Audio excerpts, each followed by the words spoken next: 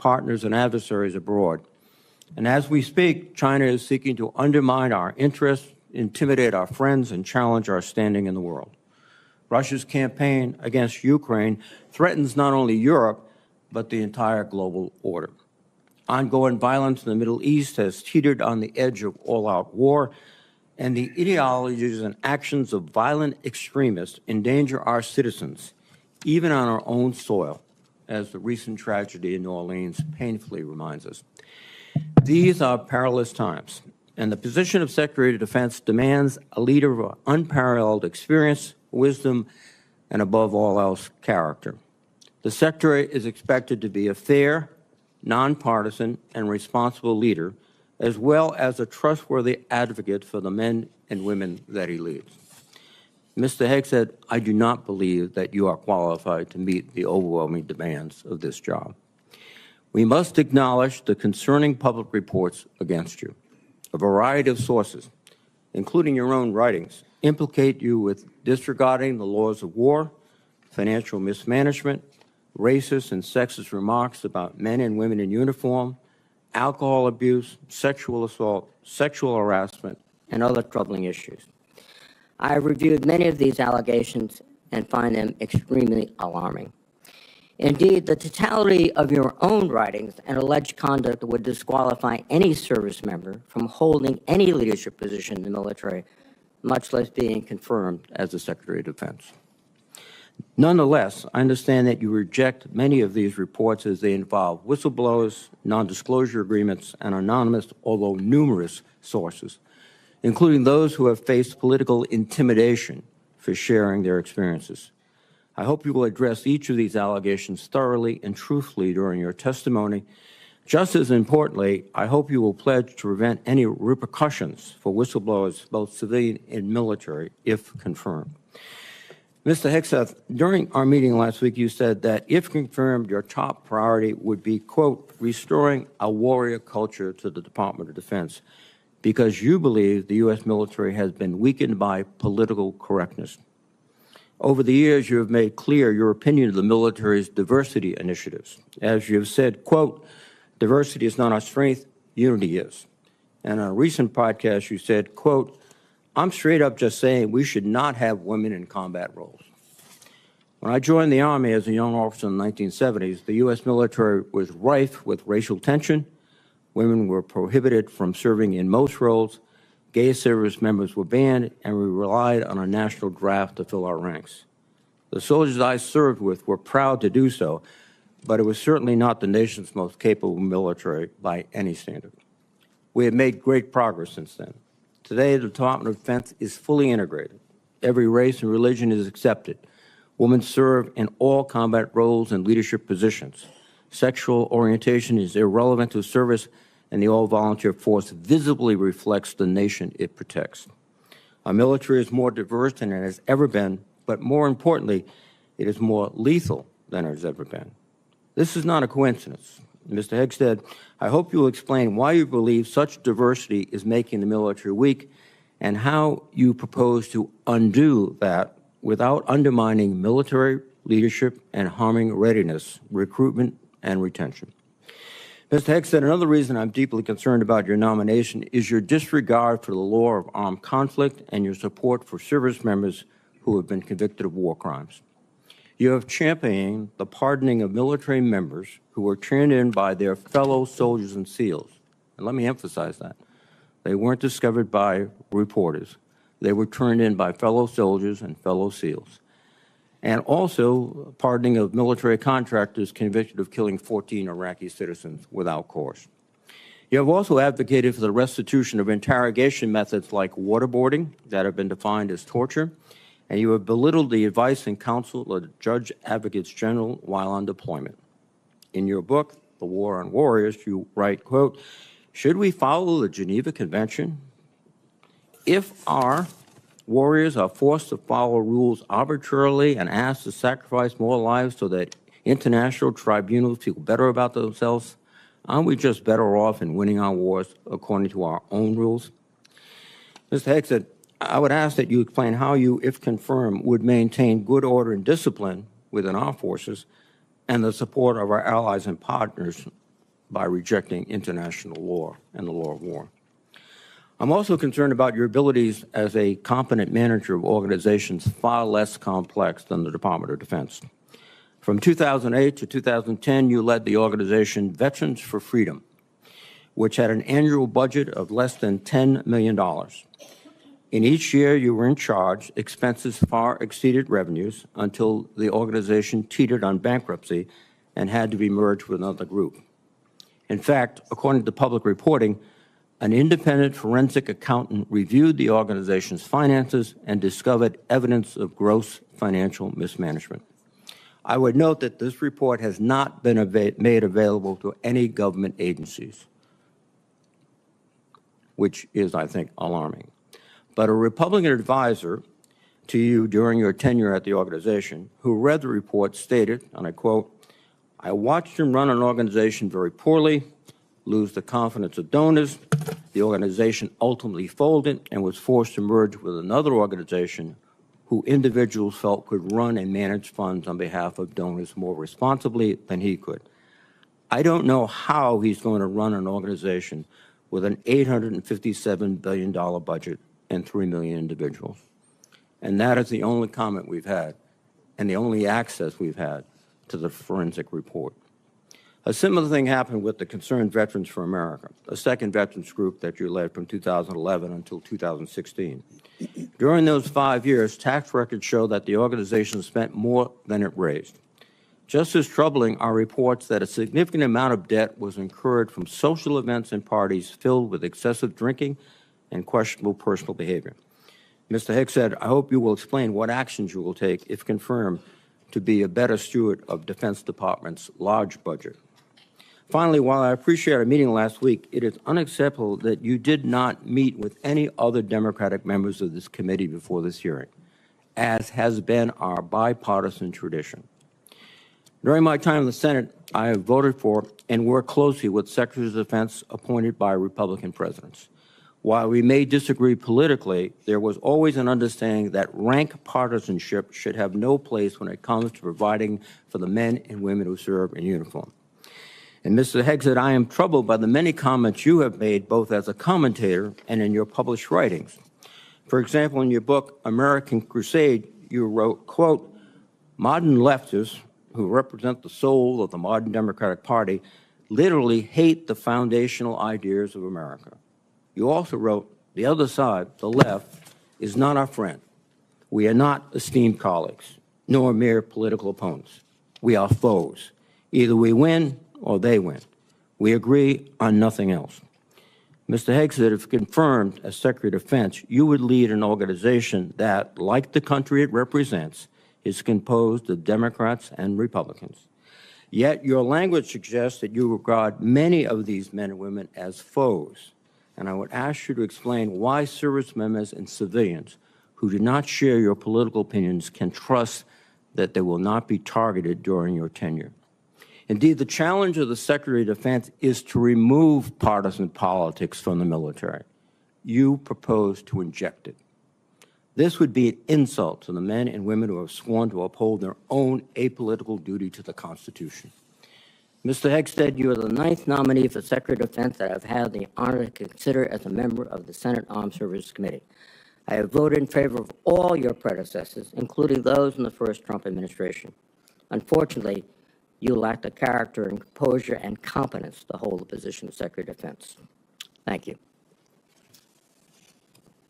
Thank you, Senator Reid. And now it's my privilege and honor and pleasure to recognize two witnesses who have come forward to introduce our nominee. First, I recognize my former colleague and former Senator Norm Coleman of Minnesota for the purpose of an introduction. Norm, we are glad to see you and glad to have you back, and you are recognized for an introduction. Thank you, Mr. Chairman, Ranking Member Reid, members of the committee, my former colleagues. I'm honored to introduce a son of Minnesota to you, Pete Hegseth. As a senator from Minnesota, I spent many hours with this young man as he walked the halls of Congress advocating on behalf of America's veterans. and he is young in the best sense of the word. He is strong, focused, intelligent, incisive, a great listener, and is almost supernaturally energetic, just what we need in a Secretary of Defense in times of massive change. He is the real deal. F. Scott Fitzgerald was a writer in my city of St. Paul, and said the problem with America is that there are no second acts. He was wrong. Pete was a brave soldier, has been an able communicator, and I believe is about to begin a great second act as our Secretary of Defense. He has struggled and overcome great personal challenges. Please don't give into the cynical notion that people can't change.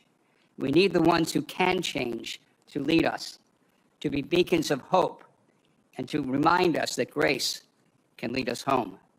4 years ago, President Biden's nominee, Lloyd Austin, a good and honorable man, received 97 votes on the floor of the Senate.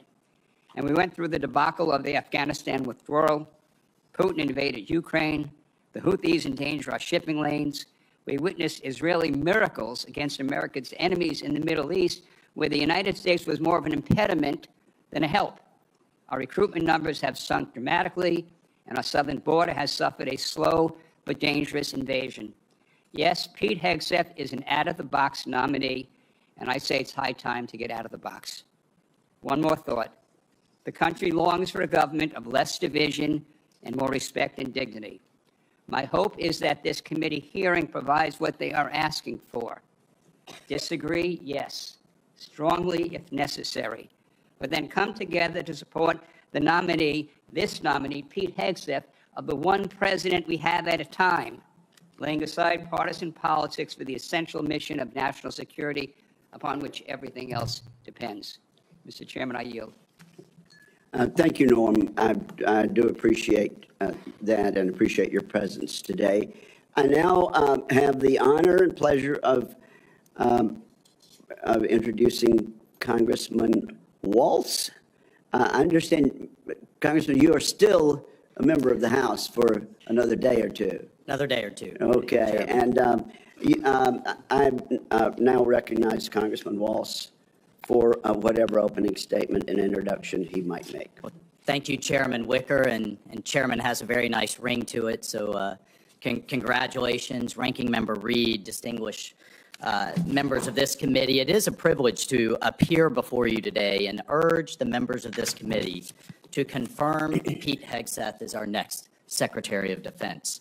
And I'm not here today just to advocate on behalf of a future colleague, but to speak on behalf of someone I consider a dear friend for over a decade now. Like Pete, I served in the U.S. Army. Like Pete, I'm a veteran. We deployed to Afghanistan and all over the world at the height of the war on terror, which is the war of our generation. And like thousands of other warfighters, we've witnessed the hardships of war. We've experienced the loss of friends in combat.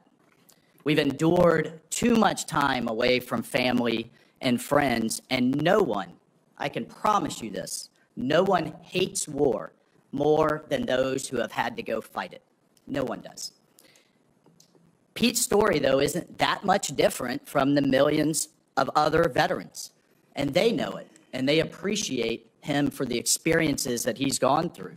And after our country was brutally attacked on 9/11, Pete Hegseth answered the call of duty. Like so many others, he put the interests of this country ahead of his own.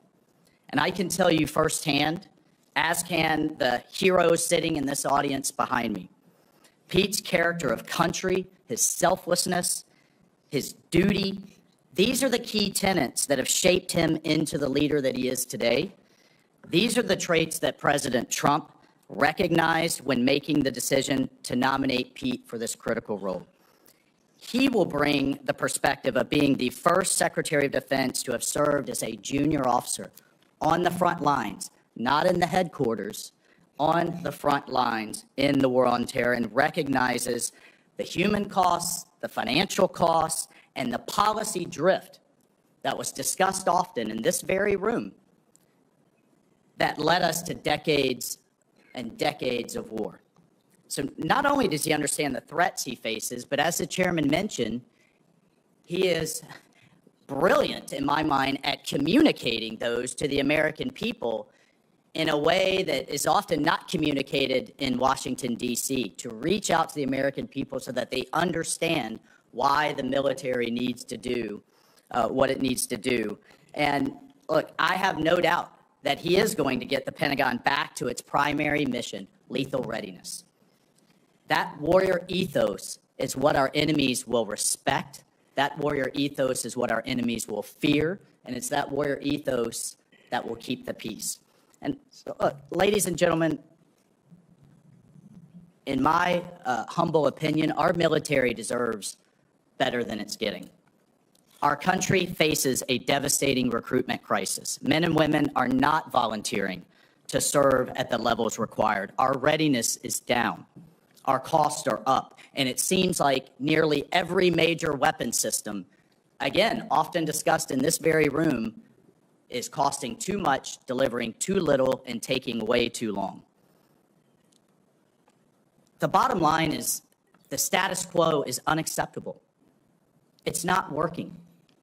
And the members of this committee, you all know it. You know it's not working. And the members of the House Armed Services know it's not working. And we have hearing after hearing, year after year. And here we are, decades later, describing the same problems. The Pentagon has continuously failed audits.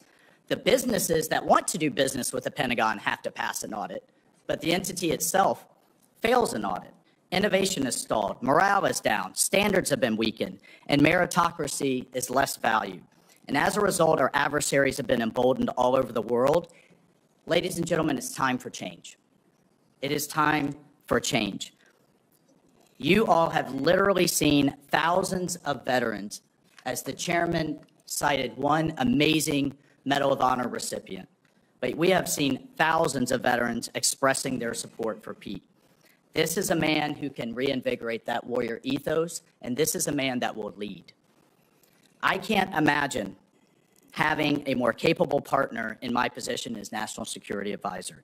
Pete is a man of family, of faith, and he's committed to making our country strong again. And most importantly, and brother, I know this in my core, he will always have as a first principle the service members that are out there on the front lines for all of us at the heart of every decision he makes. So, senators, I urge you to support this confirmation. It is critical that President Trump has his national security team in place for the challenges ahead, and I thank you. Thank you, Mike, for your testimony, and I'm guessing that each and every member of this committee will want to have you on speed dial for the next few years. So thank you both. Our two guests may stay, or I know they have other engagements and responsibilities also, but thank you both for your testimony. At this point, Mr. Hegseth, I'm required to ask you as a nominee a series of questions that the committee asks all civilian nominees who appear before it. If you would, please simply respond in the affirmative or negative to each question. Have you adhered to applicable laws and regulations governing conflicts of interest? Yes, sir. Have you assumed any duties or taken any actions that would appear to presume the outcome of the confirmation process? No, sir. Exercising our legislative and oversight responsibilities makes it important that this committee, its subcommittees, and other appropriate committees of Congress receive testimony, briefings, reports, records, and other information from the executive branch on a timely basis. Do you agree, if confirmed, to appear and testify before this committee when requested? Yes, sir. Do you agree to provide records, documents, and electronic communications in a timely manner when requested by this committee, its subcommittees, or other appropriate committees of Congress, and to consult with the requester regarding the basis for any good faith delay or denial in providing such records? Yes, sir. Will you ensure that your staff complies with deadlines established by this committee for the production of reports, records, and other information, including timely responding to hearing questions for the record? Yes, sir. Will you cooperate in providing witnesses and briefers in response to congressional requests? Yes, sir. Will those witnesses and briefers be protected from reprisal for their testimony or briefings? Yes, sir. All right. So at this point, Mr. Hegseth, you are recognized for your opening statement. Well, thank you, Chairman Wicker, Ranking Member Reed, and all the members of this committee for this opportunity today. I'm grateful for and have learned a great deal from this advise and consent process. Our founders knew what they were doing. Should I be confirmed, I look forward to working with this committee, senators from both parties, to secure our nation. I want to thank the former senator from Minnesota, Norm Coleman, for his mentorship and friendship in this process, and the incoming National Security Advisor, Congressman, and more importantly for our purposes, Colonel Mike Waltz, for his powerful words. I'm grateful to them both. Thank you to my incredible wife, Jennifer, who has changed my life and been with me throughout this entire process. I love you, sweetheart, and I thank God for you. And as Jenny and I pray together every morning, all glory, regardless of the outcome, belongs to our Lord and Savior, Jesus Christ. His grace and mercy abounds each day. May his will be done. Thank you to my father, Brian, and mother, Penny, as well as our entire family, including our 7 wonderful kids, Gunnar, Jackson, Peter Boone, Kensington, Luke, Rex, sorry, it's a lot of them, and Gwendolyn. Their future safety and security is in all of our hands. And to all the troops and veterans watching and here in the room, Navy SEALs, Green Berets, soldiers, pilots, sailors, Marines, Gold Stars, and more, too many friends to name. Officers, enlisted, black and white, young and old, men and women, all Americans, all warriors. This hearing is for you. Thank you for figuratively and literally having my back.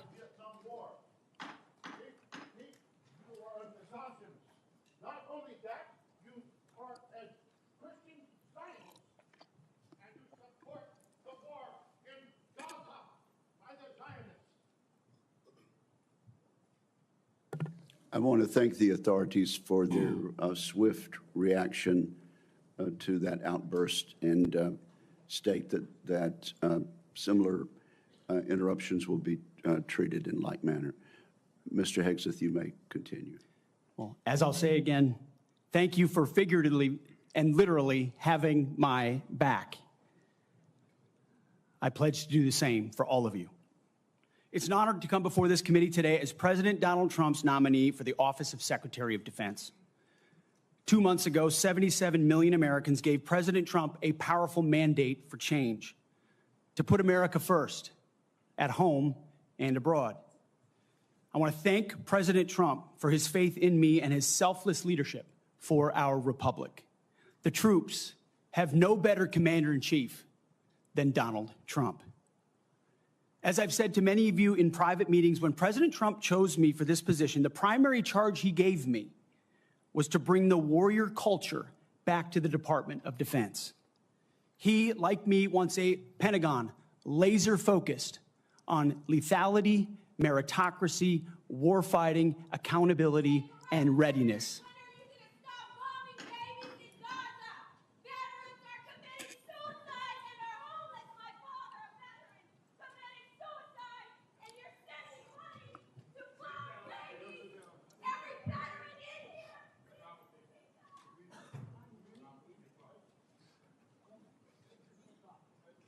You may continue, sir. Returning the Pentagon back to warfighting, that's it. That's my job. Mr. Hegseth, suspend your remarks. Let me just say this. The Capitol Police are going to remove immediately individuals that are disrupting the hearing. I see a pattern attempted to be inflicted on the committee, and we're simply not going to tolerate that. You may proceed.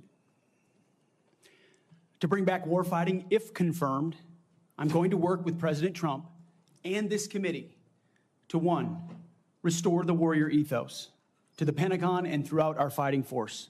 In doing so, we will reestablish trust in our military, addressing the recruiting crisis, the retention crisis, and readiness crisis in our ranks. Members of the security force will remove members.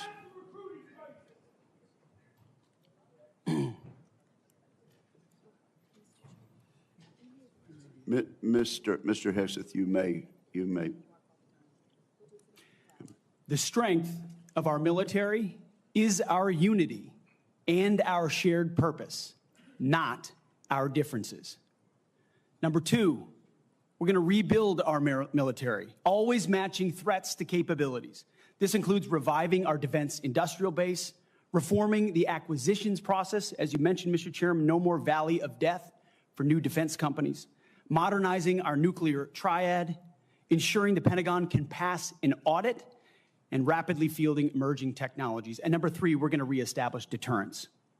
First and foremost, we will defend our homeland, our borders, and our skies. Second, we will work with our partners and allies to deter aggression in the Indo-Pacific from the Communist Chinese. And finally, we will responsibly end wars to ensure that we prioritize our resources to reorient to larger threats. We can no longer count on reputational deterrence. We need real deterrence. The Department of Defense under Donald Trump will achieve peace through strength. And in pursuing these America First national security goals, will remain patriotically apolitical and stridently constitutional. Unlike the current administration, politics should play no part in military matters. We are not Republicans. We are not Democrats. We are American warriors. Our standards will be high and they will be equal, not equitable. That's a very different word. We need to make sure every warrior is fully qualified on their assigned weapons system, every pilot's fully qualified and current on the aircraft they are flying, and every general or flag officer is selected for leadership or promotion purely based on performance, readiness, and merit. Leaders at all levels will be held accountable, and warfighting and lethality and the readiness of the troops and their families will be our only focus. This has been my focus ever since I first put on the uniform as a young Army ROTC cadet at Princeton University in 2001. I joined the military because I love my country and felt an obligation to defend it. I served with incredible Americans in Guantanamo Bay, in Iraq, in Afghanistan, and on the streets of Washington, D.C., many of which are with me here today. This includes enlisted soldiers I helped become American citizens, and Muslim allies I helped immigrate from Iraq and Afghanistan. Because when I took off the uniform, my mission never stopped. Now, it is true and has been acknowledged that I don't have a similar biography to defense secretaries of the last 30 years. But as President Trump also told me, we've repeatedly placed people atop the Pentagon with supposedly the right credentials, whether they are retired generals, academics, or defense contractor executives. And where has it gotten us? He believes, and I humbly agree, that it's time to give someone with dust on his boots the helm. A change agent, someone with no vested interest in certain companies or specific programs or approved narratives. My only special interest is the warfighter. Deterring wars, and if called upon, winning wars by ensuring our warriors never enter a fair fight. We let them win and we bring them home. Like many of my generation, I've been there. I've led troops in combat. I've been on patrol for days. I've pulled a trigger down range, heard bullets whiz by, flex-cuffed insurgents, called in close air support, led medevacs, dodged IEDs, pulled out dead bodies, and knelt before a battlefield cross. This is not academic for me. This is my life. I led then, and I will lead now. Ask anyone who's ever worked for me or with me. I know what I don't know. My success as a leader, and I very much look forward to discussing my organization's successes at Vets for Freedom and Concerned Veterans for America. I'm incredibly proud of the work that we've done. But my success as a leader has always been setting a clear vision, hiring people smarter and more capable than me, empowering them to succeed, holding everyone accountable, and driving toward clear metrics. Build the plan, work the plan, and then work harder than everyone else around you. I've sworn an oath to the Constitution before, and if confirmed, I will proudly do it again. This time, for the most important deployment of my life. I pledge to be a faithful partner to this committee, taking input and respecting oversight. We share the same goals: a ready, lethal military, the health and well-being of our troops, and a strong and secure America. Thank you for the time, and I look forward to your questions. Thank you very much, Mr. Hegseth. Before we begin with member questions, I would like to remind my colleagues that, consistent with the bipartisan staff agreement from December, and in concert with exactly how this committee dealt with the last Secretary of Defense nominee, each member will be recognized for one round of 7 minutes to question the nominee. Out of respect for the time of all members of this committee, the time limits will be tightly enforced. We've now been here 45 minutes, and I think we've done very well with the time. But at this point, I will begin my questioning of the nominee. Mr. Hegseth, you and your family have endured criticism of your nomination since it was announced in November. Let's get into this allegation about sexual assault, inappropriate workplace behavior, alcohol abuse, and financial mismanagement during your time as a nonprofit executive. I should note that the majority of these have come from anonymous sources in liberal media publications. But I want to give you an opportunity to respond to these allegations, sir. Mr. Chairman, thank you for that opportunity. You are correct. We undertook this responsibility with an obligation to the troops to do right by them for our warfighters. And what became very evident to us from the beginning, there was a coordinated smear campaign orchestrated in the media against us. That was clear from moment one. And what we knew is that it wasn't about me. Most of it was about President Donald Trump, who's had to endure the very same thing for much longer amounts of time, and he endured it in incredibly strong ways. So we, in some ways, knew it was coming. We didn't understand the depth of the dishonesty that would come with it. So from story after story in the media, left-wing media, we saw anonymous source after anonymous source based on second or third-hand accounts. And time again, stories would come out, and people would reach out to me and say, you know, I've spoken to this reporter about who you really are, and I was willing to go on the record. But they didn't print my quote. They didn't print any of my quotes. Or, I've worked with you for 10 years, or I was your accountant, or I was your chief operating officer, or I was your board member, or I was with you on 100 different tour stops for Concerned Veterans for America. No one called me. No one asked about your conduct on the record or off the record. Instead, a small handful of anonymous sources were allowed to drive a smear campaign, an agenda about me, because our left-wing media in America today, sadly, doesn't care about the truth. All they were out to do, Mr. Chairman, was to destroy me. And why do they want to destroy me? Because I'm a change agent and a threat to them, because Donald Trump was willing to choose me, to empower me, to bring the Defense Department back to what it really should be, which is warfighting. So I'm willing to endure these attacks. But what I will do is stand up for the truth and for my reputation. False attacks, anonymous attacks, repeated ad nauseum, printed ad nauseum as facts.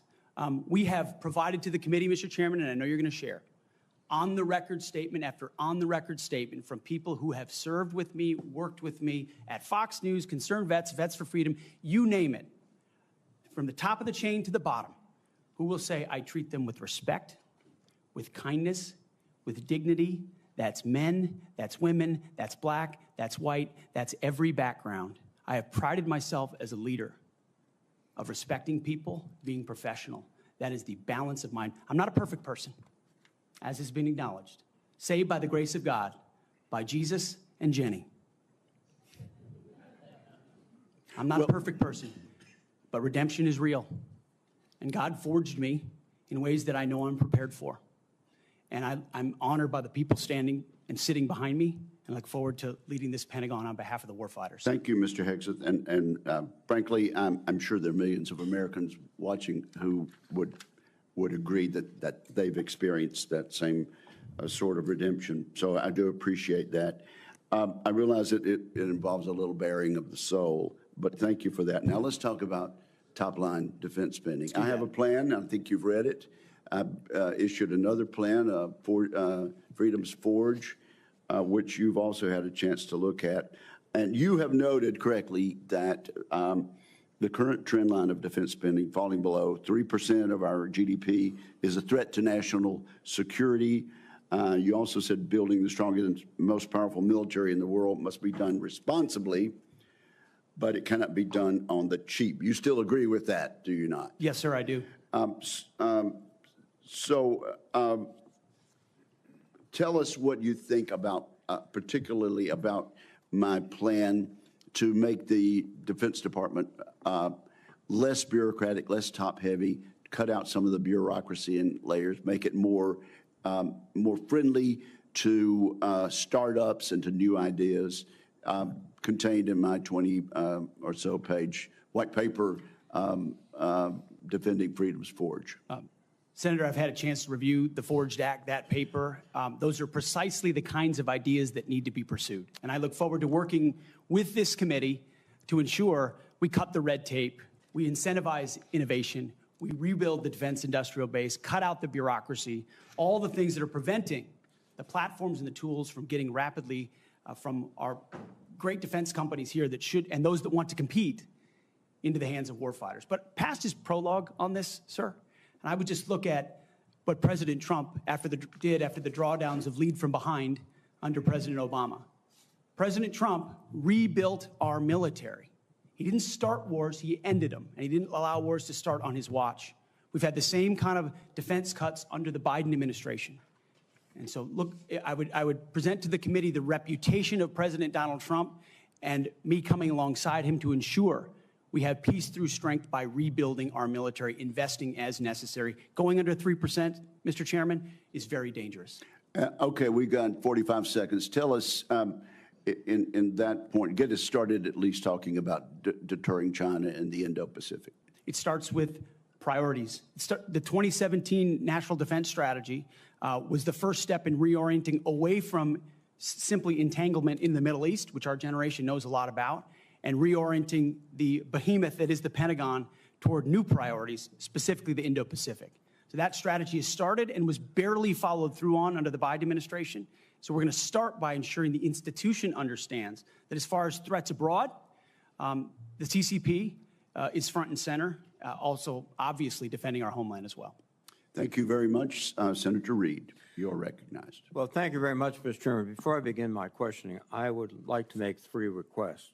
First, many of my members would like a second round. That has been the custom. Senator Hagel was afforded 3 rounds. Senator Ash Carter, 2 rounds. And that was done by a Republican chairman with the consent and the appropriate guidance of Democrats.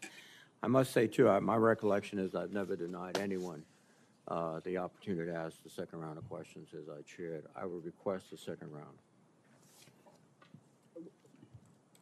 And my time is running. I think these are administrative. Oh, yeah, you're using your time. No, if the timekeeper will pause the time. I must say, I think we're going to have adequate time for questioning, and I know Democrat members have coordinated their questions as much as we have, and we are following the same exact precedent on all things that we did with Secretary Austin. So I respectfully understand what you're saying, but I think we have an agreement. It's been known for quite some time, and I intend to stick with that agreement which we made last December. What is your second request? Second, has been publicly reported, you and I have both seen the FBI background investigation of Mr. Hegseth, and I want to say for the record, I believe the investigation was insufficient, frankly. There are still FBI obligations to talk to people. They have not had access to the forensic audit, which I referenced to, and the person who had access to was quite critical of Mr. Hegseth. And I think people on both sides have suggested that they get the report. I know your colleagues have asked for it. Senator Thune assured me personally that he thought it was an appropriate idea. So I would ask, and I would say too, as a precedent, one of President Trump's appointees had similar, very complicated personal issues. The report was made available to all the members of the committee. We would be following precedent, and I ask that that be made possible. Again, there's been much discussion about this, and what I intend to do is follow the exact precedent that we've had for the last two hearings with regard to secretaries of defense.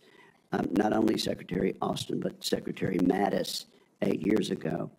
And that was for the chair and the ranking member to see the report. And so that is my intention as chair of this committee.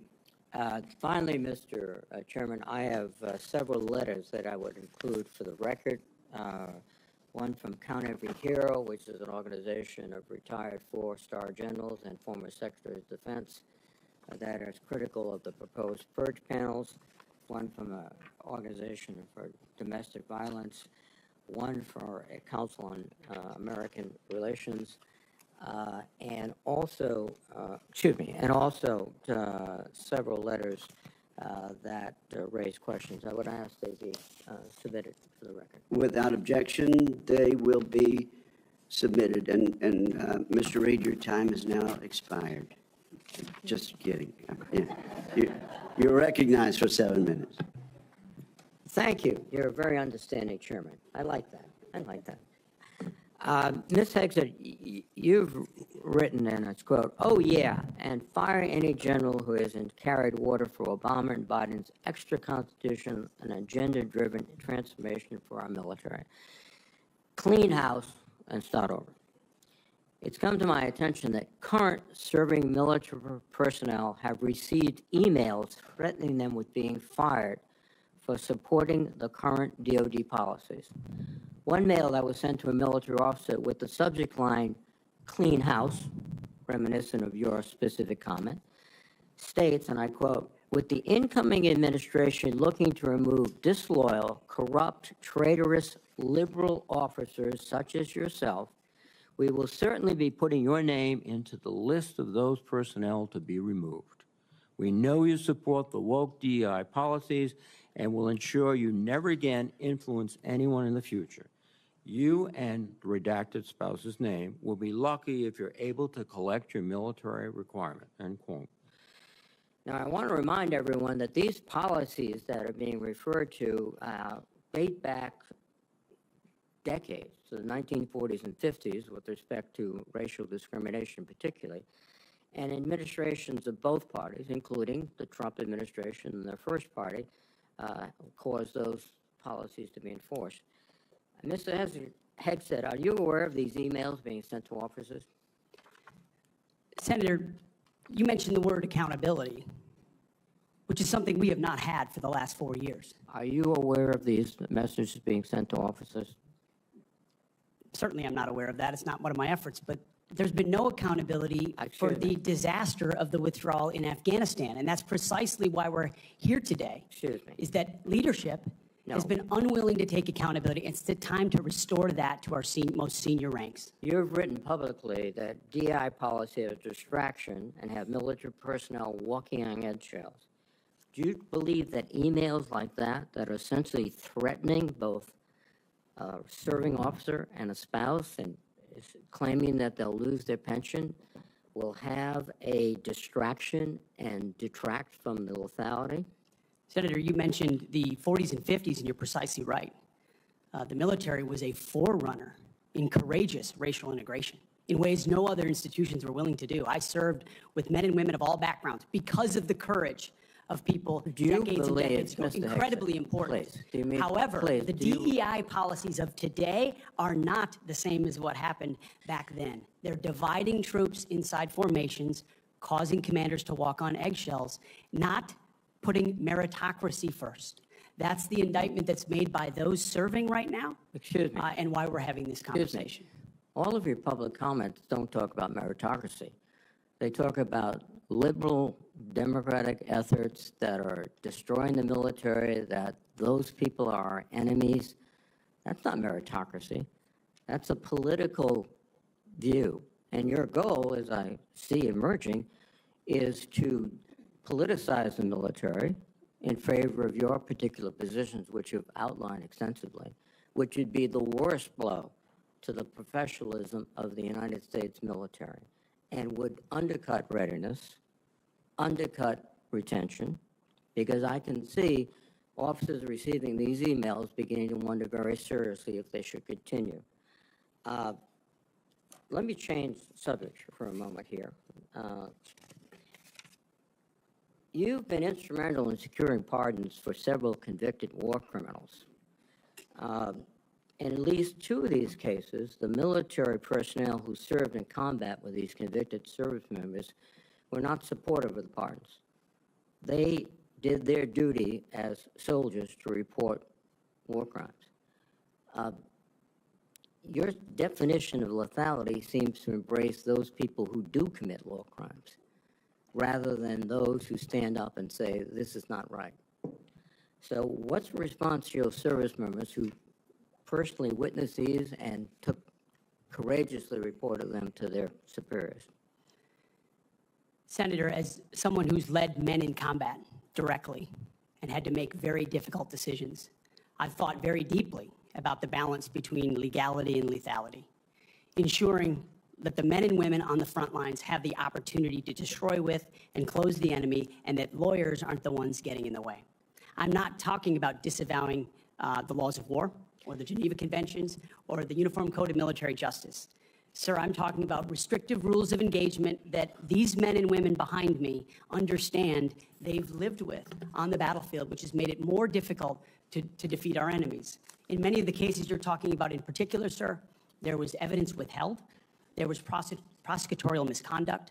And as someone who looks case by case and defaults to the warfighter, to the men and women with dust on their boots, not the second guessers in air-conditioned offices in Washington, D.C. Excuse me. I look case by case and was proud to work with President Trump to understand those cases and ensure that our warriors are always looked out for. Those cases were adjudicated by who? People in Washington or fellow non-commissioned officers who had also served, sacrificed, and believed in the ethic of the military? Who were the court-martial? Senator, in multiple cases, they were actually acquitted, but charges lingered. Yes, regardless of where those convening authorities were, yes, sir. Some were, but others were convicted, and you asked for pardon. That's the only reason you asked for pardon, because they were convicted. But the other factor, too, is you've already disparaged in writing the Geneva Convention, the rules of law, all of these things. How will you be able to effectively lead a military in which one of the principal elements is discipline, respect for lawful authority? You have made statements to your platoon after being briefed by a JAG officer. Well, by the way, would you explain what a JAG-off is? I don't think I need to, sir. Why not? Because the men and women watching understand. Well, perhaps some of my colleagues don't understand. It would be a JAG officer who puts his or her own priorities in front of the warfighters. Their promotions, their medals in front of having the backs of those who are making the tough calls on the front lines. Thank you, Senator Reid. Interesting. Thank you, Senator Thank you Reid. very much. Senator Fisher. Thank you, Mr. Chairman, and welcome, Mr. Hegseth, to you and to your family. Thank you for the meeting that we had. We talked about a number of things.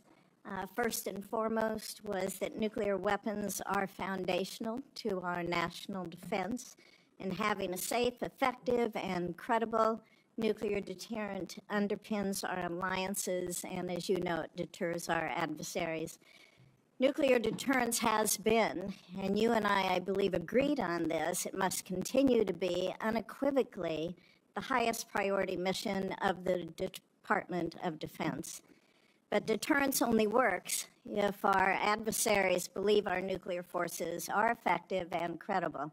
All three legs of our triad are undergoing that generational recapitalization programs, and we cannot afford any more delays in those programs. Sir, do you believe and agree with President Trump's 2018 nuclear posture review that preventing adversary nuclear attacks is, quote, the highest priority of the United States? Senator, yes, I do.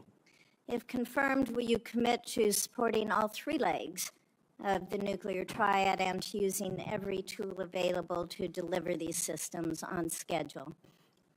Senator, yes, I do, because ultimately our deterrence, our survival is reliant upon the capability, the perception, and the reality of the capability of our nuclear triad. We have to invest in its modernization for the defense of our nation. While former secretaries of defense have stated that nuclear deterrence is the highest priority, we haven't really seen that translated into budget requests or using the tools like the Defense Production Act. You've spoken about increasing lethality. You've spoken about getting programs done faster. How would you actually implement a culture change so that we can see these delivery schedules move forward, be rewarded? I can tell you in most every briefing we have, the schedules we're on are too late. So what would you do? Well, ultimately focused first on the things that are most important, as we have discussed, Senator, the nuclear triad, understanding whether it's the B-21 or the Minuteman to the Sentinel, all aspects of the Columbia class, submarines, ballistic missiles. What are the priorities that need to be focused on and ensure that in those particular cases, you mentioned it, Senator, the Defense Production Act, emergency powers. If we're at a place where our nuclear capabilities are perceived to not be what they are, that is an emergency. And we have an ally in our incoming commander-in-chief, in President Donald Trump, who has spoken about these things, understands the power and strength of nuclear deterrence, will not allow them It's the to be existential deprioritized. threat. It's the existential threat to this nation. How do you change the culture? It's not just the Production Act that's going to be able to do it. How are you going to move forward faster? Competition, Senator, is important, critically important. The Death Valley that was talked about, leveraging the innovation of Silicon Valley, which for the first time in generations has shown a willingness, desire, and capability to bring its best technologies to bear at the Pentagon, a Pentagon that has become too insular, tries to block new technologies from coming in. So we have to embrace that, there's some great Office of Strategic Capital, DIU initiatives that provide loans to companies to participate, because you have to invest in the defense industrial base for the longer term projects. We have the capability, the missiles and the munitions, but also to rapidly field emerging technologies that we need on the battlefield right now. So as we learn things, say in the war in Ukraine, those technologies, as we look at threats we're going to face, find ways to rapidly field those using off-the-shelf technologies or standard designs, modular designs. Another easy one, Senator, that became evident in the process is digital designs. The Pentagon often builds entire systems without first using a digital design, which means you build prototypes and then scrap them and start over again. No private sector business could survive doing business that way. So there's a lot of innovation, and I'm going to hire a lot of smart people already have to help with that. In the 2025 NDAA, it was established to a new position, the Assistant Secretary of Defense for Nuclear Deterrence, Chemical and Biological Defense Policy and Programs. And that was established so we could cut through a lot of the bureaucratic stovepipes that we see in the office of the Secretary of Defense. If confirmed, will you direct the Department of Defense components to expeditiously implement this reform?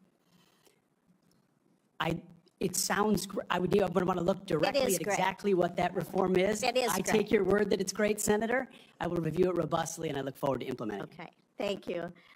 During the first Trump administration, the 2018 Nuclear Posture Review concluded that the U.S. needed to once again develop and deploy a nuclear-armed sea-launched cruise missile known as SLICM to offset significant Russian and Chinese advantages in theater-range nuclear capabilities. Since then, Congress, on a strong bipartisan basis, has directed the Navy and the National Nuclear Security Administration to continue this effort. Do you support the SLICM program? As of right now, Senator, based on what I know, I do, but one of my answers I'll have repeatedly throughout this morning is getting an opportunity to look under the hood, classified material, get an understanding of true capabilities vis-a-vis enemy capabilities. Because what we know right now on the nuclear, Senator, what I know on the nuclear side is that Russia and China are rushing to modernize and build arsenals larger than ours. We need to match threats to capabilities, and the systems we elevate will be tied to whether those capabilities are needed based on the adversaries we face. Would you ensure that this program is executed according to law? Absolutely, absolutely, Senator. What, short here, what is your plan to revitalize the industrial base in this country? Needs to be real short. Real short. Serious investment targeted at systems that we truly need by also incentivizing competition and laser focus from the OSD, from the Office of Secretary of Defense, to all the particular strategic initiatives to revive them so it's not just one system, it's multiple systems. You may want to expand on that on the record. At this point, my colleagues, I would ask unanimous consent to enter into the record a letter organized by a group called Flag Officers for America, which has 120 retired generals and admirals offering their support for Mr. Hegseth's nomination. I ask unanimous consent. Without objection, it is entered into the record. Senator Shaheen. Good morning, Mr. Hegseth. Good morning, Senator. I was pleased when I was contacted on your behalf about meeting before this hearing. I've been on this committee since 2011, and during that time, I voted to confirm 6 nominees to be Secretary of Defense from 3 administrations, 2 Democratic and 1 Republican, the first Trump administration. Every one of those nominees met with me and my Democratic colleagues on this committee before the hearing. So, as you can imagine, I was disappointed when no one ever followed up. When we followed up with your office, you were not able to meet. Do you understand that if you're confirmed to be Secretary of Defense, that you will have a responsibility to meet with all members of this committee, not just Republicans? Senator, I very much appreciate and understand the traditionally bipartisan nature of this committee. Their national defense is not partisan. It should not be about Republicans or Democrats. And so I look forward to working together with you and your colleagues on priorities facing this nation. Yes. I think we would expect that. And one reason that I wanted to meet with you was because I thought it would be really helpful to better understand your views on women in the military. Because you've made a number of surprising statements about women serving in the military. As recently as November the 7th of 2024 on the Sean Ryan Show, you said, and I quote, "I'm straight up saying that we should not have women in combat roles. It hasn't made us more effective." The quote went on a little longer, but that was the gist of it.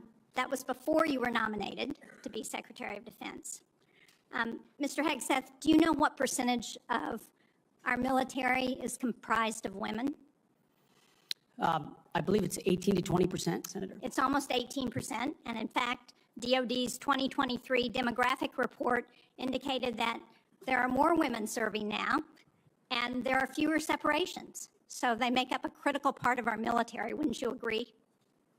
Yes, ma'am. Women in our military, as I have said publicly, have and continue to make amazing contributions across all aspects of our battlefield. Well, you also write in your book, The War on Warriors, with the chapter, The Deadly Obsession with Women Warriors, that, quote, not only are women comparatively less effective than men in combat roles, but they are more likely to be objectified by the enemy and their own nation in the moral realms of war. Mr. Hegseth, should we take it to believe that you believe that the two women on this committee who have served honorably and with distinction made our military less effective and less capable? I'm incredibly grateful for the two women who've served our military in uniform, and including in the Central Intelligence Agency, contributions on the battlefield, indispensable contributions. Senator, I would like to clarify, when I'm talking about that issue, it's not about the capabilities of men and women, it's about standards.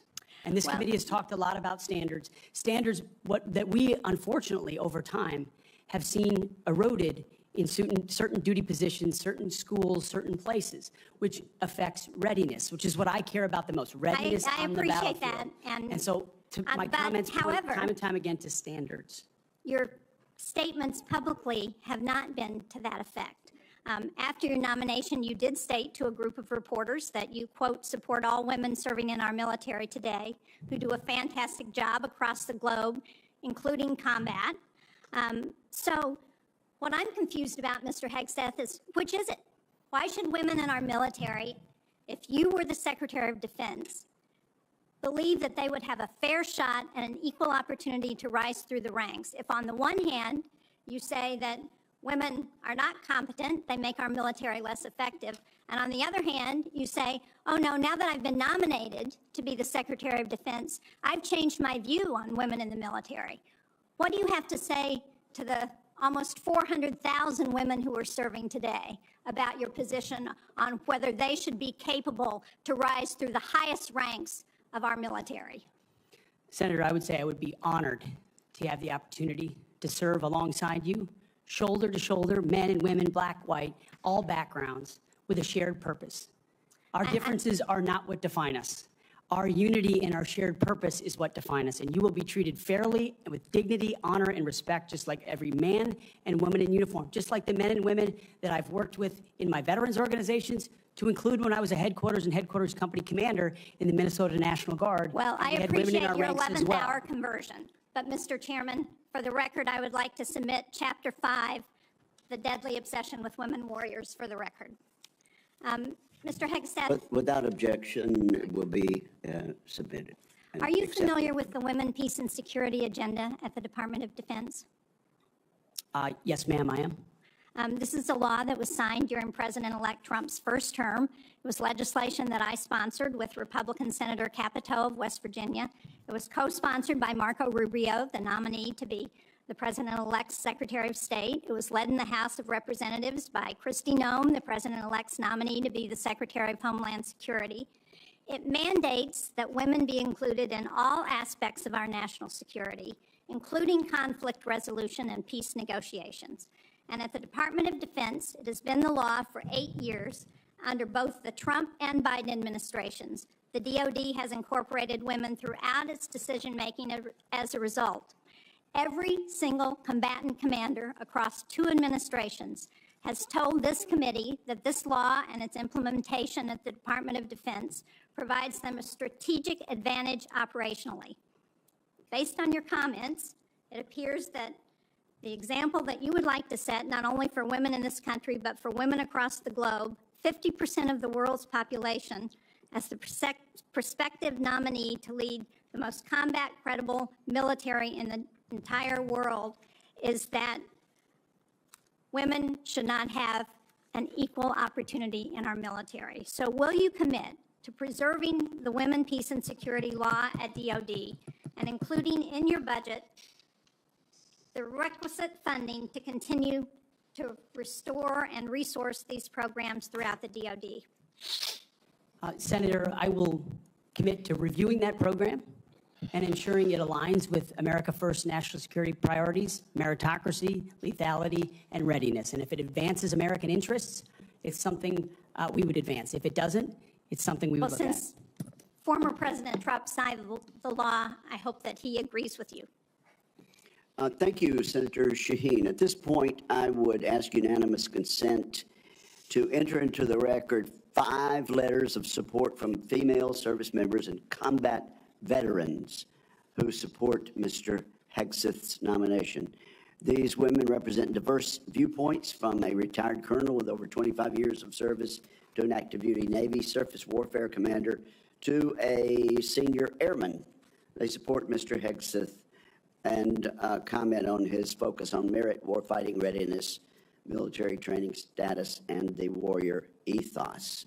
So without objection, it will be entered into the record. And now I'm honored to recognize Senator Cotton for 7 minutes. Mr. Hegseth, let's continue on this line of questioning about what's sometimes referred to as women in combat. I think that phrase is something of a misnomer. Many members of this committee have served in combat in the last 25 years, to include women and men. I'm sure all those men served with women, whether they were military police officers or they were pilots or whether they were intelligence analysts or medics or what have you. You served. I assume you served with women who were on the front lines as well. Is that correct? Yes, sir.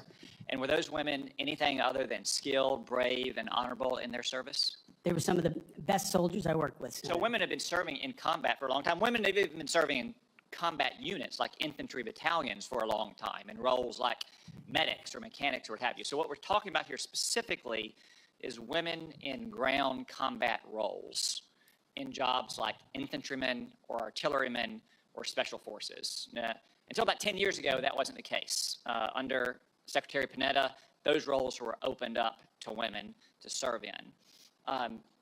Has President Trump indicated at all that he plans to rescind or alter that guidance? You're correct to point out, Senator, that these are the decisions that the Commander-in-Chief will have the prerogative to make. He has not indicated to me that he has plans to change whether or not women would have access to these roles. However, I would point out, ensuring that standards are equal and high is of importance to him and great importance to me. Because in those ground combat roles, what is true is that the weight of the ruck on your back doesn't change. The weight of the 155 round that you have to carry doesn't change. The weight of the 240 Bravo machine gun you might have to carry doesn't change. And so whether it's a man or a woman, they have to meet the same high standards. And Senator, in any place where those things have been eroded or in courses, criteria have been changed in order to meet quotas, racial quotas or gender quotas, that is putting a focus on something other than readiness, standards, meritocracy, and lethality. So that's the kind of review I'm talking about, not whether women have access to ground combat. Okay, so thank you. So you expect no change to that guidance, but as you point out, in these specific jobs, there are irreducible physical demands. We expect our intelligence analysts and our mechanics to be physically fit in the military, but it's different when you're in the infantry or the artillery. You just mentioned a few things. Let me point it out. An artillery shell weighs almost 100 pounds. An Abrams tank round weighs around 50 pounds. The M240 Bravo machine gun with its tripod weighs almost 50 pounds. The average weight of a full kit, ammo, water, commo, body armor for a soldier is over 100 pounds. Nothing you can do can change any of those things, right? That is physical reality. Go ahead. Yes, Senator. And I would say the requirements to handle those things in a ground combat unit, as far as standards, can look different than those of a medic or a drone pilot. And so it's not that it has to be the same standard throughout. It's standards to maximize efficacy of that particular position. Let me read a quote here from one Army officer. While it may be difficult for a 120-pound woman to lift or drag 250 pounds, the Army cannot artificially absolve women of that responsibility. It may still exist on the battlefield. The entire purpose of creating a gender-neutral test was to acknowledge the reality that each job has objective physical standards to which all soldiers should be held, regardless of gender. The intent was not to ensure that women and men will have an equal likelihood of meeting those standards. I assume, based on your testimony, you agree with that Army officer? Absolutely. The standards need to be the same, and they need to be high. And they need to be set by the people closest to the problem set, closest to the understanding of what is required by that job. Commanders, commanding officers, and COCOMs and elsewhere who understand the reality of what they face, that's the feedback we should get. That's what should be enshrined and enforced, and no other set of political prerogatives. When I talk about removing politics, ideological or political prerogatives should contribute to those determinations, nothing other than the execution of the mission. Thank you. For the record, that Army officer was Captain Kristen Griest, the Army's first female infantry officer and one of its first female Ranger School graduates. One final point, you said they need to be objective, gender neutral, and high. That's because the demands are, in fact, very high. The current physical fitness test for the Army has a minimum 2-mile run of 22 miles. Run. And I want the reporter to note that I'm putting run in air quotes, because 22 miles at 2 miles is not running. It may be jogging. It's probably walking fast. Let's move on. We've got a big 22 minutes. We've got a big audience here. Many of them seem to be patriotic supporters of you, Mr. Hegseth. Some of them seem to be liberal critics of you. I would note that it's only the liberal critics that have disrupted this hearing. As was my custom during the Biden administration, I want to give you a chance to respond to what they said about you. I think the first one accused you of being a Christian Zionist. I'm not really sure why that is a bad thing. I'm a Christian. I'm a Zionist. Zionism is that the Jewish people deserve a homeland in the ancient Holy Land where they've lived since the dawn of history. Do you consider yourself a Christian Zionist? Senator, I'm a Christian, and I robustly support the state of Israel and its existential defense, and the way America comes alongside them is their great ally. Thank you. Because another protester, and I think this one was a member of Code Pink, which, by the way, is a Chinese Communist front group these days, said that you support Israel's war in Gaza. I support Israel's existential war in Gaza. I assume, like me and President Trump, you support that war as well, don't you? Senator, I do. I support Israel destroying and killing every last member of Hamas. And the third protester said something about 20 years of genocide. I assume that's our wars in Iraq and Afghanistan. Do you think our troops are committing genocide in Iraq and Afghanistan? Senator, I do not. I think our troops, as you know, as so many in this committee know, did the best they could with what they had. We're not the outcomes. And tragically, the outcome we saw in Afghanistan under the Biden administration put a stain on that, but it doesn't put a stain on what those men and women did in uniform, as you know full well, Senator. Thank you, Mr. Hegseth. Thank you, Senator Cotton. At this point, I ask unanimous consent to offer to the record a letter submitted by Omar Abbasi, son of former city council president of Samarra, Iraq, who worked with Mr. Hegseth in Iraq. Without objection, that will be entered. Senator Gillibrand. Thank you, Mr. Chairman. Thank you, Mr. Hegseth. I do want to thank you for your service, and I want to thank you for your willingness to serve in this capacity. Thank you, Senator. I have many concerns about your record, and particularly your public statements, because they are so hurtful to the men and women who are currently serving in the U.S. military, harmful to morale, harmful to good order and discipline. If you are saying that women shouldn't be serving in the military, and I'm going to read you your quotes, because the quotes themselves are terrible. You will have to change how you see women to do this job well, and I don't know if you are capable of that. So I want to press on these issues that my colleague Jean Shaheen brought up, because she said it so well.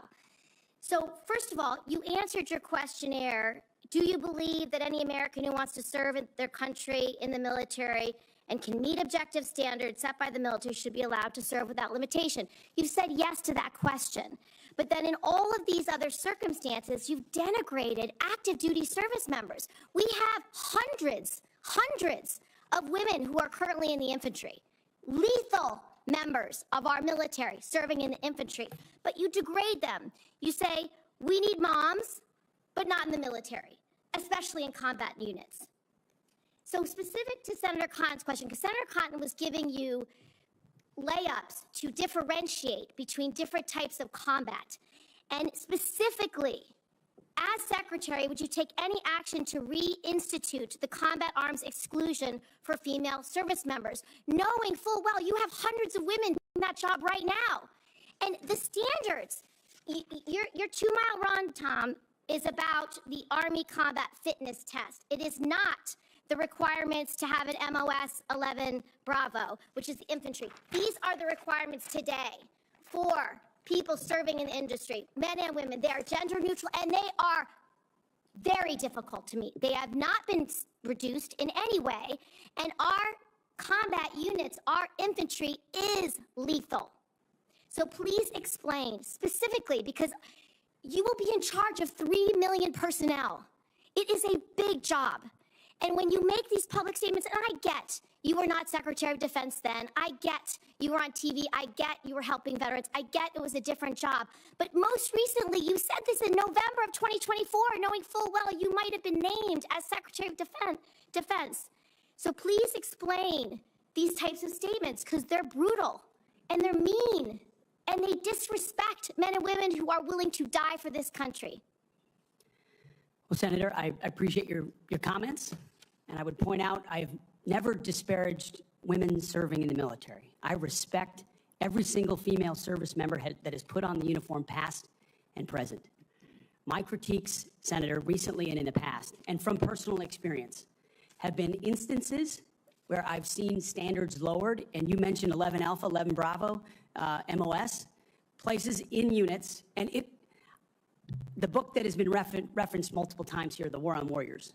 I spent months talking to active duty service members, men and women, low ranks, high ranks, combat arms and not combat arms. And what each and every one of them told me, and which personal instances have shown me, is that in ways direct, indirect, overt, and subtle, standards have been changed inside infantry training units, ranger school, infantry battalions, to ensure that Give me one commanders example. Please give me an example. I get you're making these generalized meet statements. quotas to have a certain number of female infantry officers or infantry enlisted, and that disparages those women who are Commanders do incredibly not have to capable meet of meeting quotas that for the standard. infantry. Commanders do not have to have a quota for women in the infantry. That does not exist. It does not exist. And your statements are creating the impression that these exist, because they do not. There are not quotas. We want the most lethal force. But I'm telling you, having been here for 15 years, listening to testimony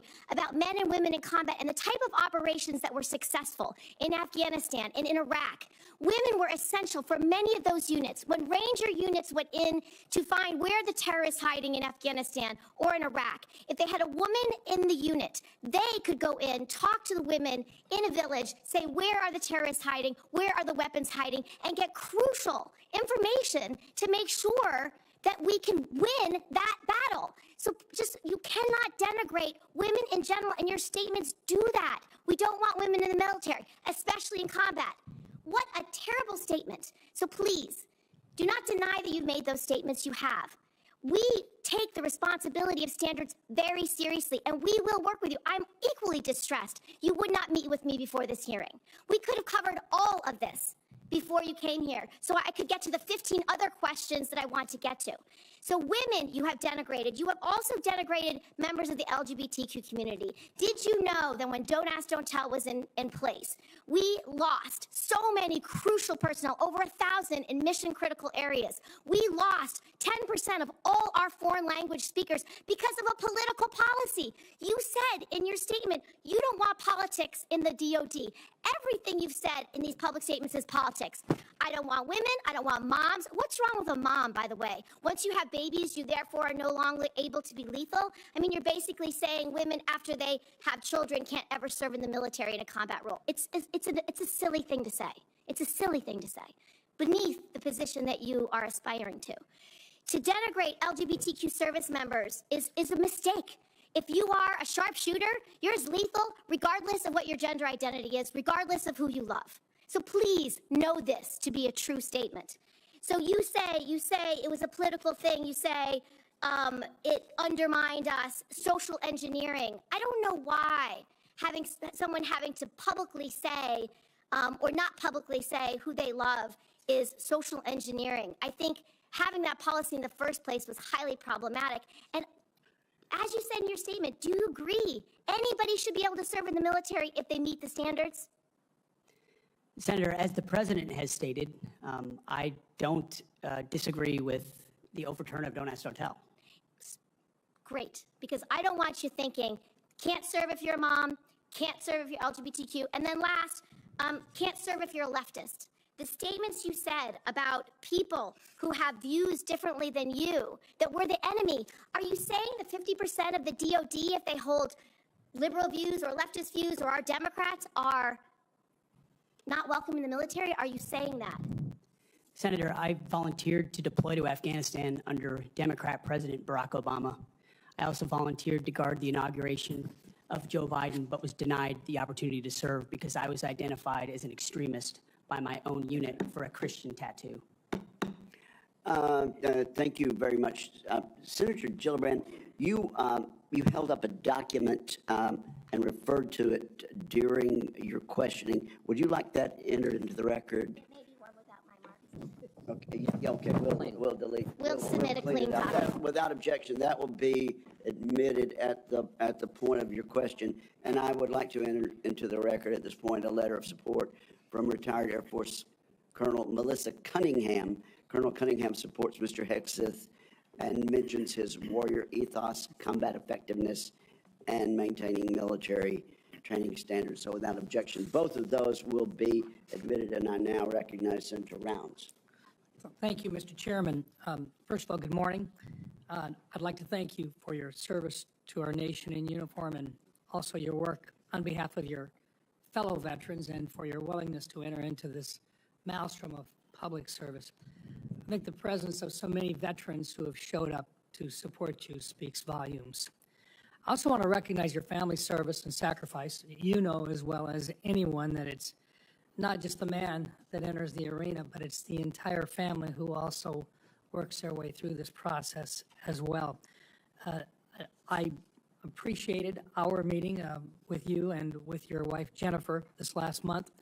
I thought that we had an excellent conversation, and I appreciate your statement and your answers to the advanced policy questions, especially your desire to bring a renewed focus on warfighting and lethality back to the Pentagon. I also respect and I appreciate my friend and colleague, Senator Gillibrand, and some of her questions, and I know that she had a number of them in there. You had an opportunity to respond very briefly. Were there any other responses that you would like to make or clarifications that you would like to make before I move on to my questions? Senator, thank you very much for the opportunity to meet and for the question.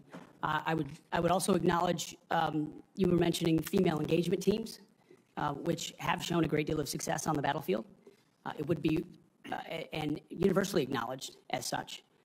I've been in Iraqi homes where the language and gender barrier was real, and the ability to have someone there to help in that process would be a massive accelerant in mission success. I recognize that reality. I also recognize that female engagement teams assigned to a SEAL team or a Green Beret team meet different standards also, which is okay because of the duty positions involved in that job. As far as politics, Senator, it has been the joy of my life to lead men and women in military outfits. When you're in combat or in training, there's a lot of conversations that happen. And you start to realize that a lot of people you're serving with share your political ideals or they don't. You find out there's Republicans, there's Democrats, there's libertarians, there's independents, there's vegetarians, everything in between. None of that matters. It never mattered in how I led men and women, how I interacted with them, what missions we undertook. Politics has nothing to do with the battlefield, which is why President Trump has asked me to say, let's make sure all of that comes out. This is about warfighting capability, setting standards high, and making sure we give our boys, our men and women, everything they need to be successful on the battlefield. So politics can play no part in that, and I look forward to infusing that, as we always have inside our units. I appreciate you making that very clear. And one of the areas that we want to do our best is to provide for the equipment and the technical capabilities so that no young man or woman enters into a battle as a fair fight, and that they always have the advantage. Those are the types of questions that I'd like to get into right now, and I want to start by talking about something that sometimes gets a little bit into the weeds, but I think it's critical.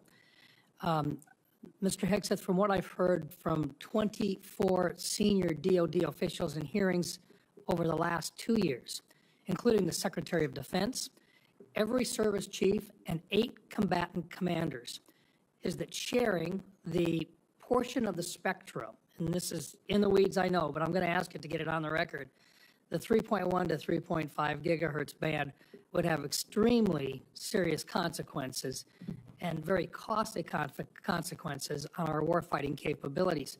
In fact, the Department of the Navy alone has estimated that relocating their systems to a different part of the spectrum band would cost them $250 billion. That's just for the destroyers that defend our coasts with the radars that they have in them. If confirmed, what will you do to make sure that the Department of Defense can maintain its access to and the use and to be able to maneuver within the electromagnetic spectrum at home and abroad? And would you be willing to literally go to the mat with the interagency to protect warfighter requirements for the use of the spectrum? Well, Senator, thank you for the question. And my job, in part, will be to go to the mat when necessary for things I believe are an absolute requirement for the Department of Defense and the men and women in uniform. There's no doubt about that. In this particular case, as far as spectrum, I look forward, as I've said before, getting a full class of, because this issue has come up a number of times in meetings. It's critically important with how our warfighters communicate across all services. So I'm going to get a classified briefing immediately about how it would impact the spectrum if it were to allow other companies or it to be Rest auctioned assured, off. China would love to have our ability to use that part of the spectrum restricted. They would love that. Absolutely right. And so I will go in with eyes only toward ensuring we have the capabilities we need and there's no disruption when I take that brief. Thank you. In your advanced policy questions, you recognize a cooperative approach by China, Russia, Iran, and North Korea to undermine U.S. influence around the world. As you point out, aggression by any one actor would be an opportunity for others to engage the U.S. on multiple fronts along the continuum of the conflict. As we discussed in my office, neither of us wants to send our troops into a fair fight. We want to make sure that they have every advantage that the United States can give them, and that requires resources and reforms. Given the growing potential of a multi-theater conflict involving near-peer adversaries, what steps would you take to prepare the Department of Defense to simultaneously execute and sustain operations across multiple regions while maintaining readiness and deterrence globally? And I just have to make note, and I want to make it clear, we have language in this year's fiscal year 2025 National Defense Authorization Act calling for a review of the department's operational plans. And I just want to make sure that you're aware of that, and that we will have, if we have a fight with one, the chances are very good that we're going to have two different battlegrounds at the same time.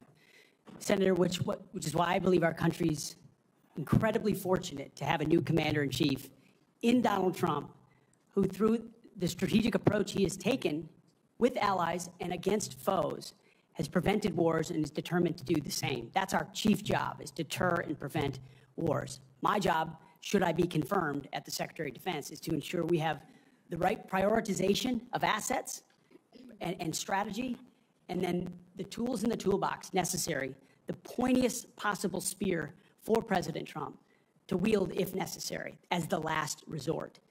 So President Trump at the helm, I think, will go a long way in making sure our enemies know there's a new sheriff in town. Thank you. Thank you, Mr. Chairman. And thank you very much, Senator Blumenthal. Thanks, Mr. Chairman. Thank you for having this hearing. Thank you for being here, Mr. Hegseth. And I want to join in expressing appreciation and respect for your service to our country. And thanks to all the veterans who are here today. And thank you for your service as the ranking member of the Veterans Affairs Committee. I hope we can focus on doing better for our veterans and doing better in management of the Department of Defense. There's always room for improvement. I think what we need in that position is not just better, but the best in financial management, because those decisions are life and death decisions affecting the 3.4 million Americans who serve our national security and our national defense and put their lives on the line. I want to talk about financial mismanagement at the two organizations that you headed, which are the only test of your financial management that we have before this committee, the Veterans for Freedom and Concerned Veterans for America. You took over the Veterans for Freedom in 2007. In 2008, you raised $8.7 million, but spent more than $9 million, creating a deficit. By January 2009, you told donors that the organization had less than $1,000 in the bank and debts of $434,000. By 2010, revenue at the Veterans for Freedom had dropped to about $265,000. In the next year, it had dropped further to $22,000. You don't dispute these numbers, do you? Senator, I'm extremely proud of the work me and my fellow vets did at Vets for Freedom. A bunch of young vets with no political experience, a small group, working hard every single day. We raised donor funds. And we have letters submitted for the record from almost everyone that worked with me every single day, including our chief operating officer, who will attest that every dollar we raised was used intentionally toward the execution of our mission, which is supporting the warfighters, exactly why we're here today, the warfighters in the Iraq surge. There was a campaign in 2008, Senator. It was Barack Obama versus John McCain. Ask you another we believe question, John McCain would be the right person to win, and so we spent tax more. returns from that organization. I'm glad they're for the record. I'm going to ask to be entered into the record, Mr. Chairman. Without objection. These tax returns are yours. They have your signature. And I'm going to ask that members of the committee review them because they're the only documents. I've asked for others. I've asked for the FBI report that would presumably document, it should have documented, this kind of financial mismanagement. And these are the 990s from that organization. By the year of 2011, donors had become so dissatisfied with that mismanagement, they in effect ousted you. They merged that organization with Military Families United, and thereafter you joined a second organization as executive director. In between, Senator, I went to Harvard University I want to ask for 2 years and questions. Afghanistan. I want to ask you questions about Concerned Veterans for America.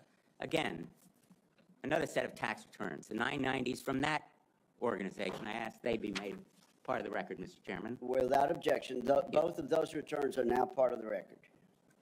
2011 to 2016.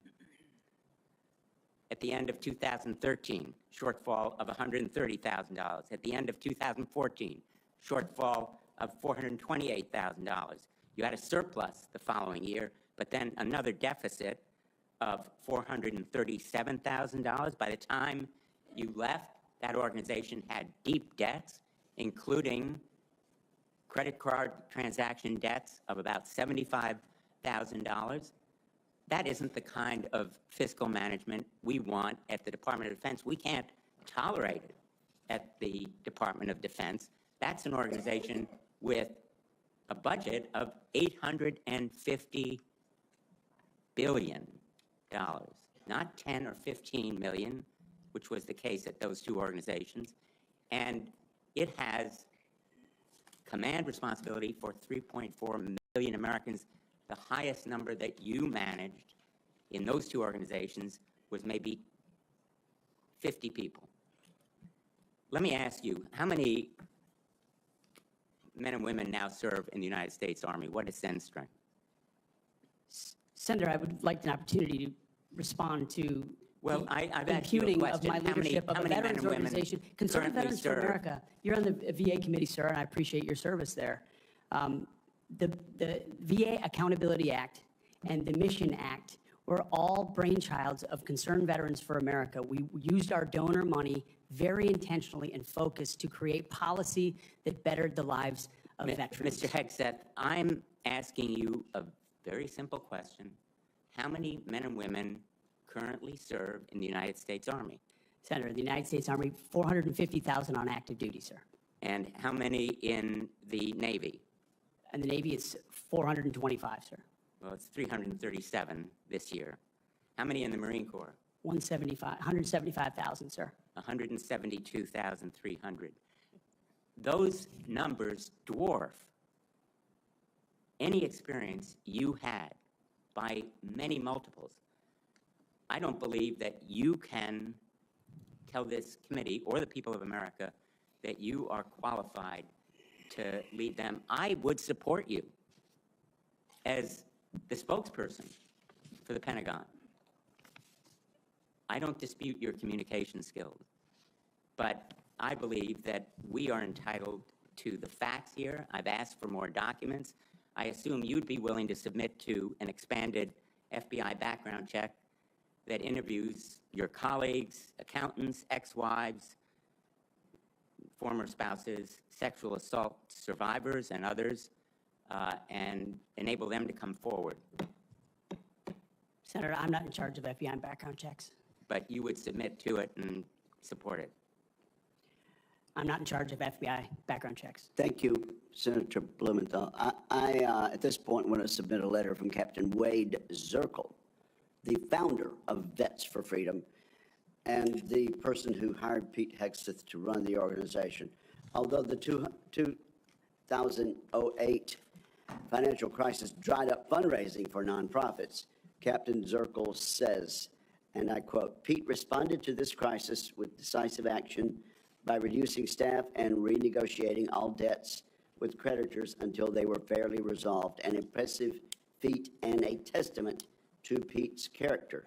Pete departed VFF in 2010 to take on a new role with Concerned Veterans for America. Pete departed on good terms. Without objection, that will be added to the record. Senator Ernst, you are recognized for 7 minutes. Thank you, Mr. Chair. And I ask unanimous consent to enter into the record a letter submitted by Mr. Mark Lucas, who is a fellow Iowan and Iowa Army National Guard member. Mr. Lucas and I served together in the Iowa Army National Guard. He succeeded Pete Hegseth as Executive Director of Concerned Veterans for America. And in his letter, Mr. Lucas says that Mr. Hegseth, quote, laid a strong foundation that postured CVA for long-term success, end quote. And that Mr. Hegseth, quote, continued to be an invaluable asset to both me as a leader and the organization, end quote. So I would ask for unanimous consent to enter this Washington Times article and the letter from Mr. Mark Lucas into the record. Without objection. Okay, thank you, Mr. Chair. Good morning, Mr. Hegseth, and thank you very much. I appreciate your service to our nation. It's something that I know you are very proud of, and it is something that we have in common and that we share. You and I have had many productive conversations. And just for our audience, we have had very frank conversations. Is that correct, Mr. Hegseth? Senator, that is a correct characterization. You know that I don't keep anything hidden, pull no punches. My colleagues know that as well. So I do appreciate you sitting down and allowing me the opportunity to question you thoroughly on those issues that are of great importance to me. Just to recap those issues, 3 that are very important. One is the DOD and making sure that we have a clean audit.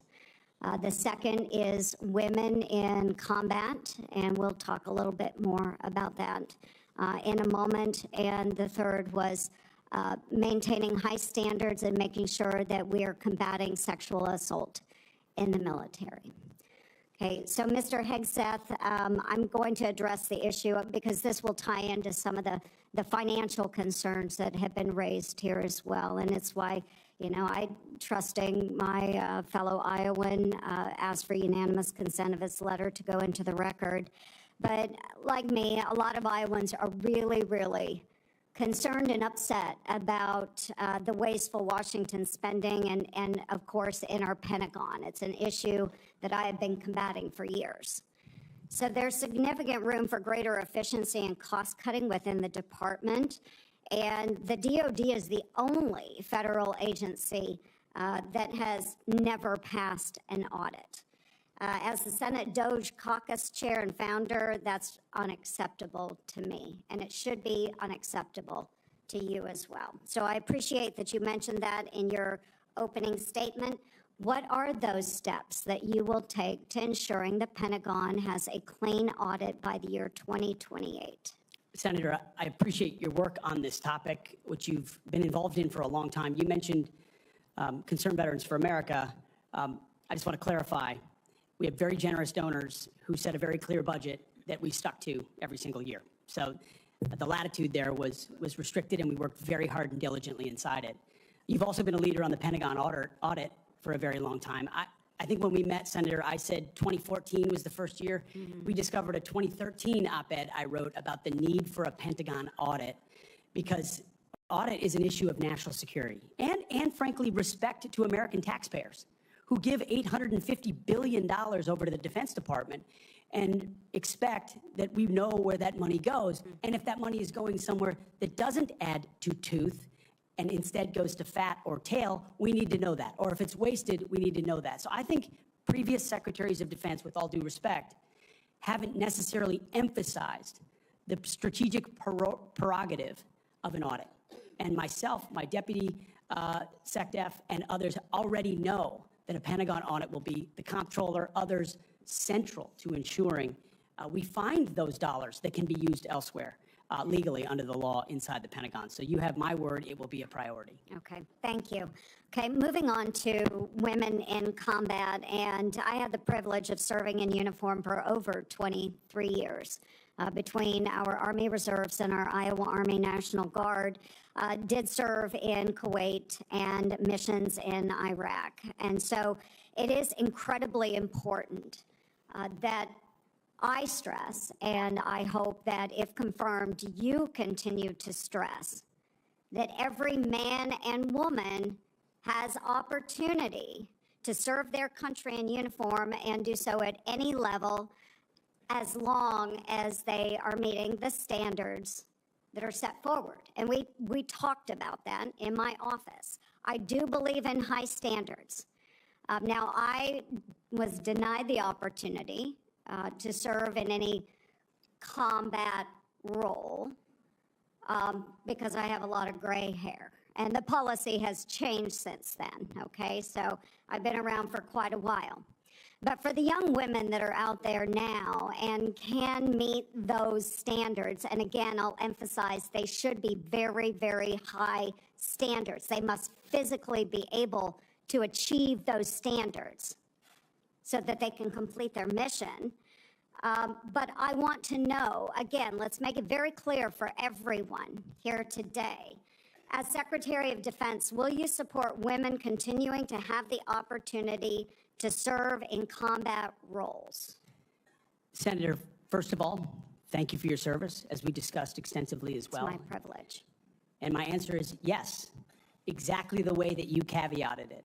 Yes, women will have access to ground combat roles, given the standards remain high, and we'll have a review to ensure the standards have not been eroded in any one of these cases. That'll be part of one of the first things we do at the Pentagon is reviewing that in a gender-neutral way, the standards, ensuring readiness and meritocracy is front and center. But absolutely, it would be the privilege of a lifetime to, if confirmed, to be the Secretary of Defense for all men and women in uniform who fight so heroic. They have so many other options.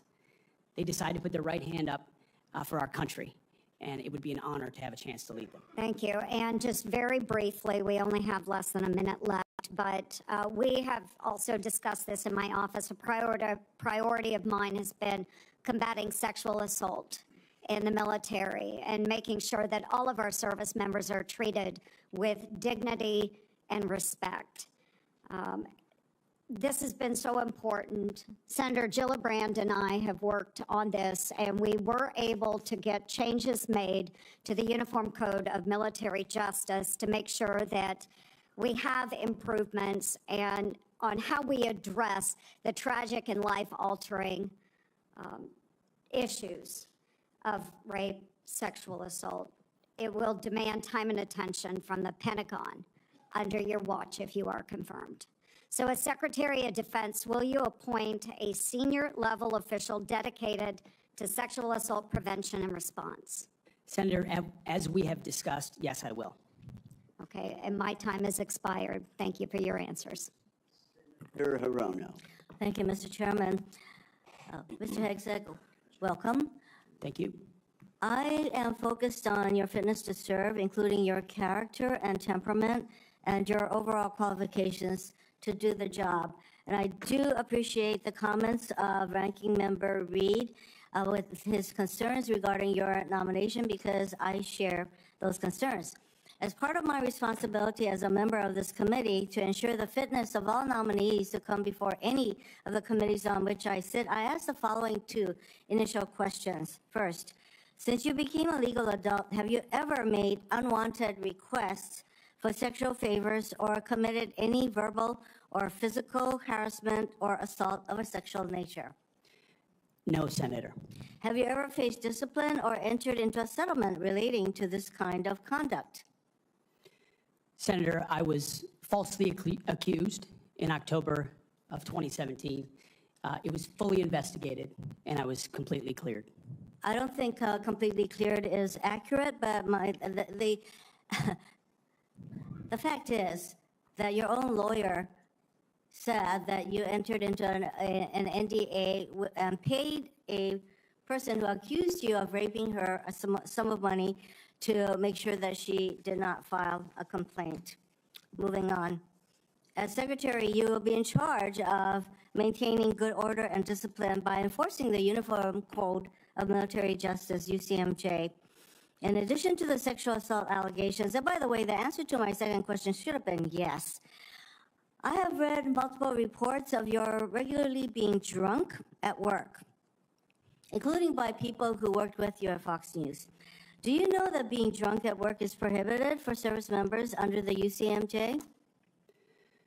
Senator, those Yes are or no? multiple false anonymous reports peddled by NBC Do you News know that run directly drinking on the job contradictory to the dozens of men and women at not Fox News contemplated Channel on it? who I'm not I work hearing- with I'm who not came hearing on the the answer to my record question. and said they've In your never opening seen statement, that. Mr. Hegseth, you commit to holding leaders accountable at all levels. That includes you, of course. And frankly, as Secretary, you will be on the job 24/7. You recently promised some of my Republican colleagues that you stopped drinking and won't drink if confirmed, correct? Absolutely. Will you resign as Secretary of Defense if you drink on the job, which is a 24/7 position? I've made this commitment on behalf of Will the you men and women I'm resign as serving. Secretary of Defense I've if made this you commitment drink on on the behalf of job? the men and women I'm serving I'm not because it's the hearing- most important deployment I'm not of my hearing an life. answer to my question, so I'm going to move on. While you have made that commitment, you will not commit to resigning if you drink on the job. As Secretary of Defense, you will swear an oath to the Constitution and not an oath to any man, woman, or president, correct? Senator, on multiple occasions, including as a young second lieutenant, I have sworn an oath to the Answer is Constitution, yes. and I'm proud to do so. Yes, ma'am. In June of 2020, then President Trump directed former Secretary of Defense Mark Esper to shoot protesters in the legs in downtown D.C., an order Secretary Esper refused to comply with. Would you carry out such an order from President Trump? Senator, I was in the Washington, D.C. National Guard unit that was in Lafayette Square during those Would you events, carry holding out a an riot order to shield on shoot behalf of my protesters country. in the legs? I saw 50 as Secret directed Service agents to get injured Secretary by Esper? rioters trying to jump over the fence. set the Again, church on fire, and destroy You know a what, that sounds statue. to me that you will Chaos. comply with such an order. You will shoot protesters in the leg. Moving on. President-elect has attacked our allies in recent weeks, refusing to rule out using military force to take over Greenland and the Panama Canal, and threatening to make Canada the 51st state.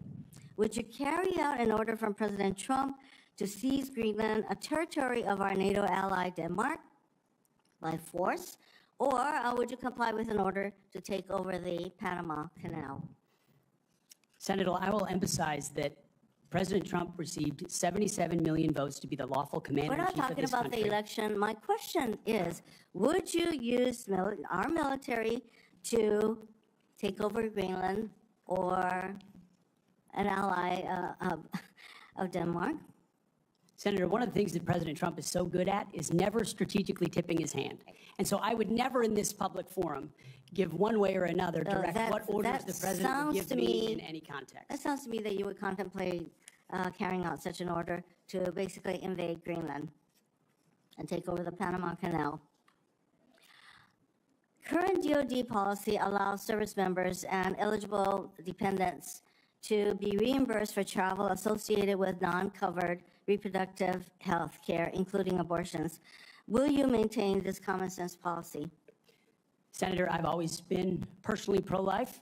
I know President Trump has as well, and we will review all policies. But our standard is whatever the president wants on this particular issue. With my advice, I will take a if look at. If the president tells you that this common sense policy will not be maintained, you will not enable our service members to seek reproductive care.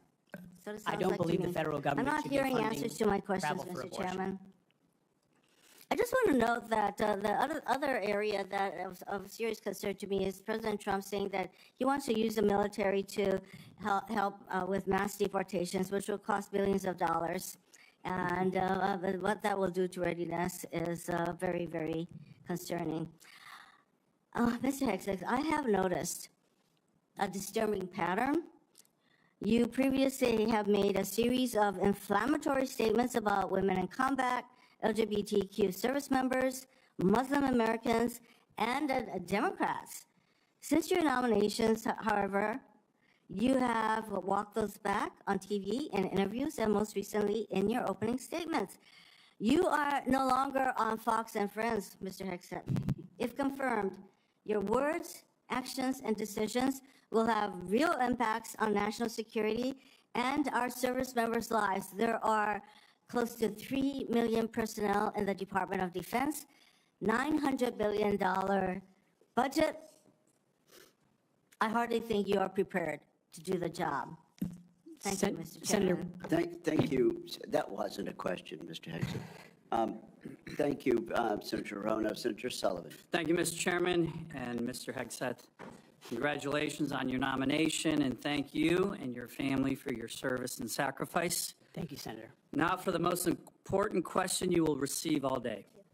In 1935, before the Congress, the father of the United States Air Force, General Billy Mitchell, was testifying about a certain place in the world.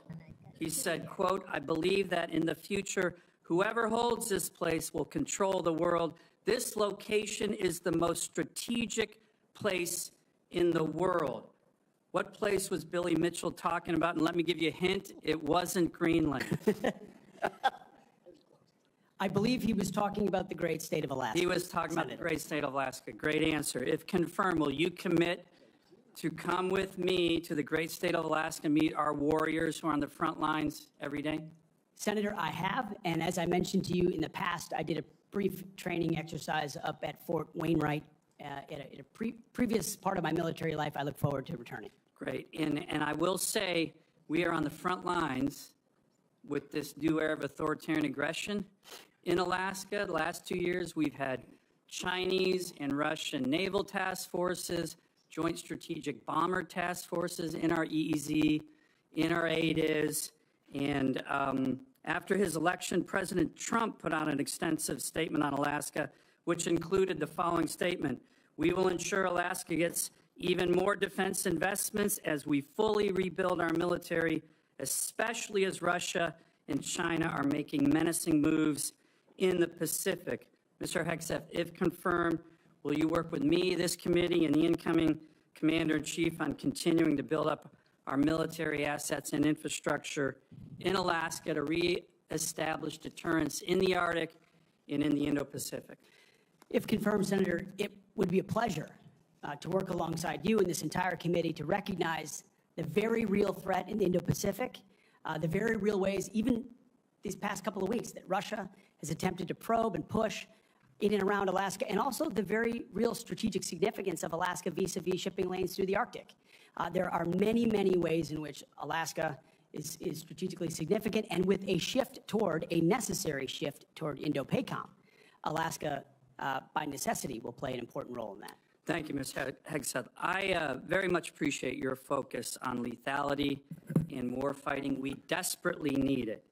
I want to provide a few examples of the Biden woke military, which is not focused on readiness or lethality, and want to get your comments on it. Nobody wants an extremist or racist in our military, but one of the most disgraceful and shameful things I've seen over the past 4 years as a senator on this committee and as a Marine Corps Reserve officer was on day one, the Biden administration played up a false and insulting narrative that our military was chock full of racist and violent extremists.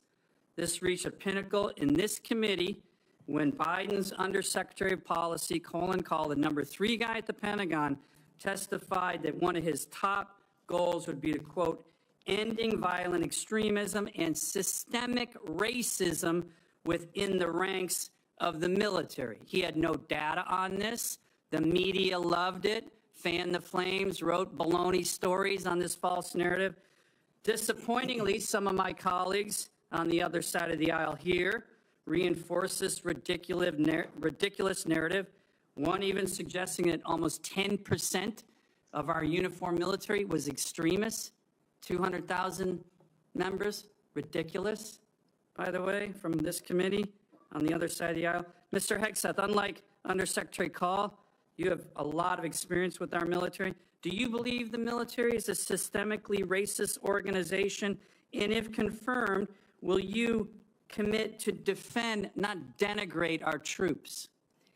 Senator, I was also offended by those comments because anyone who's been on active duty in the National Guard, man, woman, in units, understand that it's fundamentally false. By the way, there's 3 studies, to his credit, Secretary Austin put out one of them, that said exactly what you just said. Fundamentally false. Senator, they knew it. Anyone who'd been in a unit knew it.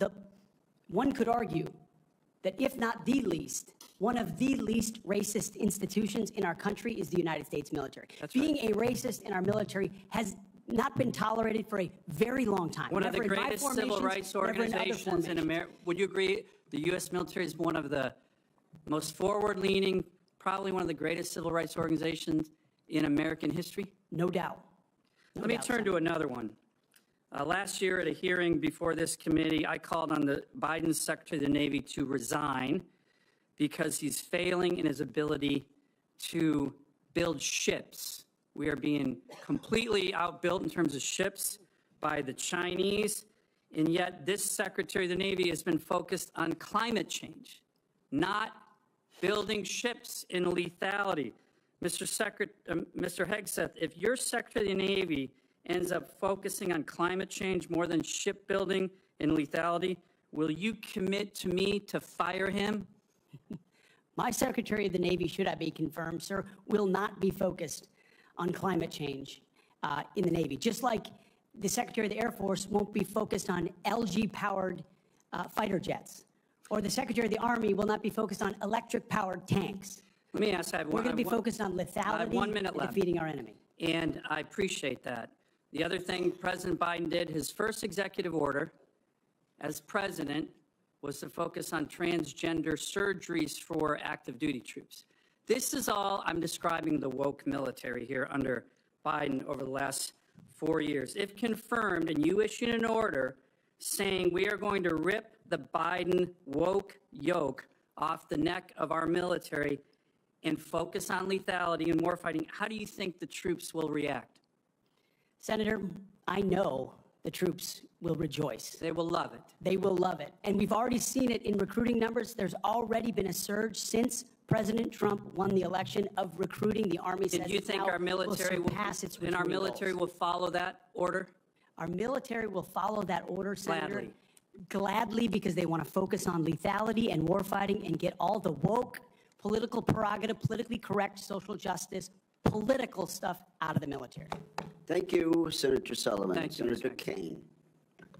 Thank you, Mr. Hegseth. I'm looking forward to this opportunity to talk. I want to return to the incident that you referenced a minute ago that occurred in Monterey, California in October 2017. At that time, you were still married to your second wife, correct? I believe so. And you had just fathered a child by a woman who would later become your third wife, correct? Senator, I was falsely charged, fully investigated, and completely cleared. So you think you were completely cleared because you committed no crime? That's your definition of cleared? You had just fathered a child 2 months before by a woman that was not your wife. I am shocked that you would stand here and say you're completely cleared. Can you so casually cheat on a second wife and cheat on the mother of a child that had been born 2 months before, and you tell us you are completely cleared? Senator, how is that a complete clear? Senator, her child's name is Gwendolyn Hope Hegseth, and she's a child of God, and she's 7 years old. And she was, and you cheated on the mother of that child less than 2 months after that daughter was born, didn't you? Those were false charges. Well, it was fully investigated, and I was completely cleared. And I'm so grateful for the marriage I have to this amazing woman behind me. You've admitted that you had sex at that hotel in October 2017. You said it was consensual, isn't that correct? Anything? You've admitted that it was consensual, and you were still married, and you just had a child by another woman. Again, how do you explain your judgment? Completely false charges against me. You fully investigated, and I was completely clear. You have admitted that you had sex while you were married to wife 2 after you just had fathered a child by wife 3. You've admitted that. Now, if it had been a sexual assault, that would be disqualifying to be Secretary of Defense, wouldn't it? It was a false claim then and a false claim now. If it had been a sexual assault, that would be disqualifying to be Secretary of Defense, wouldn't it? That was a false claim. So you're talking about a hypothetical. So you can't tell me whether someone who has committed a sexual assault is disqualified from being Secretary of Defense? Senator, I know in my instance, and I'm talking about my instance only, it was a false claim. But you acknowledge, that you cheated on your wife and that you cheated on the woman by whom you had just fathered a child. You have admitted that. I will allow your words to speak for themselves. You're not retracting that today. That's good. I assume that in each of your weddings, you've pledged to be faithful to your wife. You've taken an oath to do that, haven't you? Senator, as I've acknowledged to everyone in this committee, not a perfect person, not claiming to be. But no, I just asked a simple question. You've taken an oath like you would take an oath to be Secretary of Defense in all of your weddings to be faithful to your wife. Is that correct? I have failed in things in my life, and thankfully I'm redeemed by my Lord and Savior, Jesus Christ. In finalizing divorces from your first and second wives, were there non-disclosure agreements in connection with those divorces? Senator, not that I'm aware of. If there were, would you agree to release those first and second wives from any confidentiality agreement? Senator, it's not something I'm aware of. But if there were, you would agree to release them from a confidentiality agreement? Senator, that's not my responsibility. Did you ever engage in any acts of physical violence against any of your wives? Senator, absolutely not. But you would agree with me that if someone had committed physical violence against a spouse, that would be disqualifying to serve as Secretary of Defense, correct? Senator, absolutely not have I ever done that. You would agree that that would be a disqualifying offense, would you not? Senator, you're talking about a hypothetical. I don't think it's a hypothetical. Violence against spouses occurs every day. And if you as a leader are not capable of saying that physical violence against a spouse should be a disqualifying fact for being secretary of the most powerful nation in the world, you're demonstrating an astonishing lack of judgment. The incident in Monterey led to a criminal charge, a criminal investigation, a private settlement, and a cash payment to the woman who filed the complaint. And there was also a non-disclosure agreement, correct? It was a confidential settlement agreement off of a nuisance lawsuit. Right. During an interview, you claimed that you settled the matter because you were worried that if it became public, it might hurt your career. Do you maintain that you were blackmailed? Senator, I maintain that false claims were made against me. And ultimately, Your attorney those used false the claims, phrase, I have the opportunity to attest my innocence in those false claims.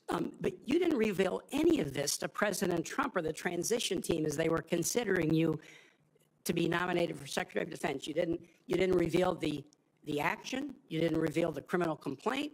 You didn't reveal the criminal investigation. You didn't reveal the settlement. You didn't reveal the cash payment. Why didn't you inform the commander-in-chief and the transition team of this very relevant event? Senator, I've appreciated every part of the process with the transition team. They have been open and honest with me. We've had great conversations between the two of us, and I appreciate the opportunity that President-elect Trump has given me. You chose not to reveal this, right? Because you knew it would hurt your chances. So you chose not to reveal this really important thing to the commander-in-chief and the transition team because you were worried about your chances rather than trying to be candid with the future president of the United States. Are there any other important facts that you chose not to reveal to the president-elect and his team as they were considering you to be Secretary of Defense? Senator, I sit here before you an open book, as everyone who's watched this process. With multiple non-disclosure and confidentiality agreements tying the hands of many people who would like to comment to us. Much has been made of your workplace behavior as a leader of nonprofit veterans organizations and as a Fox News contributor. Were you fired from either of the leadership positions with the nonprofits? I was the leader. I was the CEO of Concerned Veterans for America and the executive director of Vets for Freedom. Were you fired from either And I was of them? never fired from a veterans organization. Do you have non-disclosure agreements with either of those organizations? Not that I'm aware of, Senator. Many of your work colleagues have said that you show up for work under the influence of alcohol or drunk. I know you've denied that, but you would agree with me, right, that if that was the case, that would be disqualifying for somebody to be Secretary of Defense. Senator, those are all anonymous false claims, and the totality. They're not anonymous. The letters on the record here. They're not anonymous. On the record, people We've seen records with names attached for Freedom, Concerned Vets for America, and Fox News One of your colleagues working said, hard every day on behalf. One of your colleagues said that you got drunk at an event at a bar and chanted, "Kill all Muslims." Another colleague, not anonymous, we have this, said that you took coworkers to a strip club. You were drunk, you tried to dance with strippers, you had to be held off the stage, and one of your employees in that event filed a sexual harassment charge as a result of it. Now, I know you denied these things, but isn't that the kind of behavior that, if true, would be disqualifying for somebody to be Secretary of Defense? Senator, anonymous false charges. They're not anonymous. And I'll just conclude and say this to the chairman. You claim that this was all anonymous. We have seen records with names attached to all of these, including the name of your own mother. So don't make this into some anonymous press thing. We have seen multiple names of colleagues consistently throughout your career that have talked about your abusive actions. Chairman, I think he's over his time. He's way over his time. I now yield. And thank you very much. I now ask unanimous consent to enter into the record a family court order concerning the appointment of parenting time between Mr. Hegseth and Mrs. Samantha Hegseth. It states that there were no claims of domestic abuse or probable evidence of abuse in the relationship. Without objection, that will be added to the record. And we now move to Senator Kramer. Thank you, Mr. Chairman. Thank you, Mr. Hegseth, for your service, for your willingness to endure this. And I'm sorry for what has been happening to you, particularly the very idea that you should have to sit there and answer hypothetical potential, in somebody's imagination, crimes that may take place at some point. And wouldn't that disqualify you if you were a murderer or if you were a rapist? Unfair. And I'm embarrassed for this behavior. But first, I want to say thank you for your strong proclamation, unapologetic proclamation of faith in Jesus Christ. I sat here and listened to your opening statement and thought, wow, this is a guy who in today's culture is willing to stand up and say the first thing is first. faith in Jesus Christ. And I was reminded of what Christ said in Matthew, seek ye first the kingdom of God and his righteousness, and these things shall be added unto you. You are going to have a great future as our secretary, and I look forward to that day happening.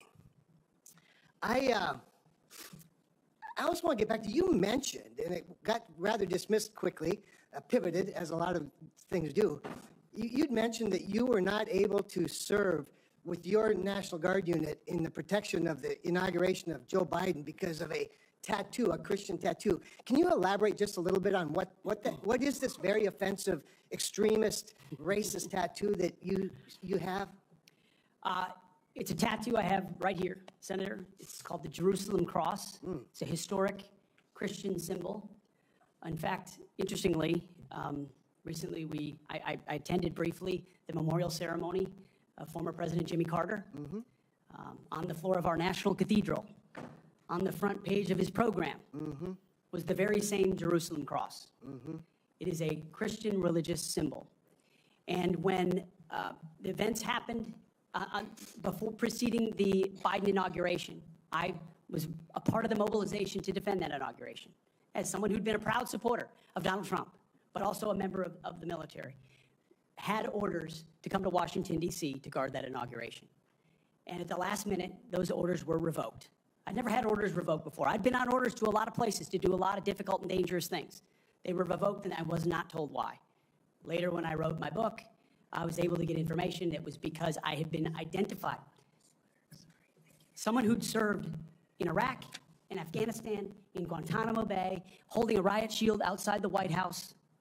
I'd been identified as an extremist, as someone unworthy of guarding the inauguration of an incoming American president. And if that's happening to me, Senator, how many other men and women, how many other patriots, how many other people of conscience? We haven't even talked about COVID and the tens of thousands of service members who were kicked out because of an experimental vaccine. In President Trump's Defense Department, they will be apologized to, they will be reinstituted with pay and rank. Things like focusing on extremism, Senator, have created a climate inside our ranks that feel political when it hasn't ever been political. Those are the types of things that are going to change. And Senator Sullivan, you mentioned that study. After a whole study was held, extremism working group study, 100 extremists were identified in the ranks of 3 million. And most of those were gang-related. So it was a made-up boogeyman to begin with. You, Mr. Hegseth, are not the extremist. The people who would deny you your expression of faith are the extremists. They're the racists. They're the bigots. You're the one that is protecting their right to be one. Thank you for that. I want to go to another point in your opening statement, and it's summarized in this beautiful one-sentence paragraph. You said, quote, leaders at all levels will be held accountable, and warfighting and lethality and the readiness of the troops and their families will be our only focus. At that moment, in my mind's eye, I heard soldiers, airmen, Marines, sailors, guardians, from the Pentagon to the Pacific and everywhere in between, applaud. And they're thinking, it's about time. I can get on board with that idea. And quite honestly, and I want to get to this because I think it's so important. I would say, I don't know, just about maybe everyone, I'm trying to think of an exception to this, that wears the uniform that has ever come before this committee or that I've met with privately, publicly, that I've been on tours with, that I've traveled with, that wear the uniform, whether it's with 4 stars or no stars, agrees with that statement. And I just want to caution you, and I'd be interested in your feedback on this. You know, there's been a lot of talk about firing woke generals, creating the purge group, and all those things you and I have talked about. I would say give those men and women a chance under new leadership. You know, my favorite painting in the rotunda is of George Washington retiring his commission, establishing on day one, a man who could have been king, chose to be a civilian leader of this country. And I just would encourage you to trust them first, and look forward to them saluting the civilian leadership of this country. So just maybe if you could spend a minute just elaborating a little bit about the wokeness, where it comes from, and who will be held accountable. The wokeness comes not from the uniform ranked, Senator, but from the political class. On day one, on January 20th, when President Trump is sworn in, he will issue a new set of lawful orders. And the leadership of our services will have an opportunity to follow those lawful orders or not. Those lawful orders will not be based on politics. They will be based on readiness, accountability standards, and lethality. That is the process by which leaders will be judged. And accountability is coming, because everybody in this room knows if you're a rifleman and you lose your rifle, they're throwing the book at you. Mm-hmm. But if you're a general who loses a war, you get a promotion. That's not going to happen in Donald Trump's Pentagon. There will be real standards for success. Everyone from the top, from the most senior general to the most lowly private, will ensure that they're treated fairly, men and women, inside that system. I also just want to commend you for your answers to Senator Fisher's questions about nuclear deterrence, but I also appreciate the fact that you emphasized reputational deterrence, because deterrence is not a weapon system, it is an attitude, and you project an attitude of deterrence. Thank you. Thank you, Mr. Chairman.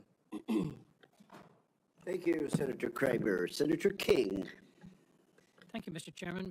Mr. Hegseth, welcome to the committee. Thank you, Senator. You've made several references to your religion today. I share that devotion to Christianity, but I must say I've been reminded somewhat of Saul on his way to Damascus. You seem to have been converted over the last several weeks and several months. You wrote in your book just last year that, but if we're going to, this is the book War on Warriors, but if we're going to send our boys to fight, and it should be boys, we need to unleash them to win. Later on, our boys should not fight by rules written by dignified men. Which is it? Is it only boys can fight? I mean, you've testified here today that you believe in women in combat, but you didn't just last year. How do you explain your conversion? Senator, my testimony is clear. Writing a book is different than being Secretary of Defense, and I look forward to leading the men and women of our military. And my comment there, Senator, was about the burdensome rules of engagement that members of our generation, men and women, have seen on the battlefield. And one thing President Trump changed in meaningful ways that led to meaningful developments on the battlefield.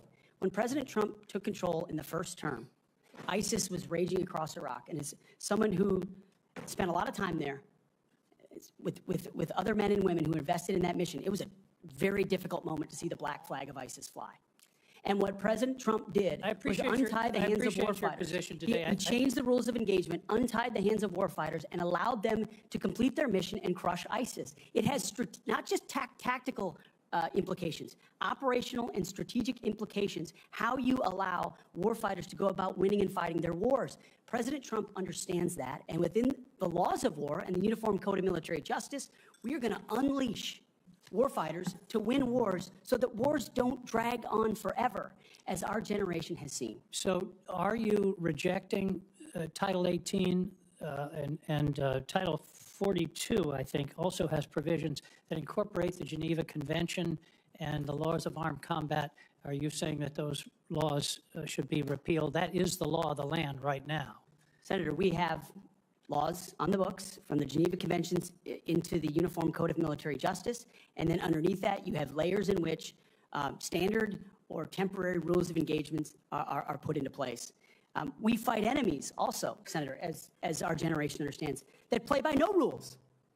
They use civilians as human shields. So are you saying they target that women and children? The Geneva Convention should not be observed? We follow rules. We follow rules, but we don't need burdensome rules of engagement that make it impossible for us to win these wars. You're saying two different things. You're saying we follow rules, but we don't have to follow the rules in all cases. Is that correct?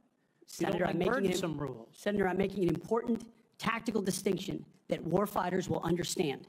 That there are the rules we swear an oath to defend, which are incredibly important, and this committee understands and helps set them. And then there are those echelons above reality, from corps to division to brigade to battalion, and by the time it trickles down to a company or a platoon or a squad level, you have a rules of engagement that nobody recognizes. And then it makes you incredibly difficult to actually do your job on the battlefield.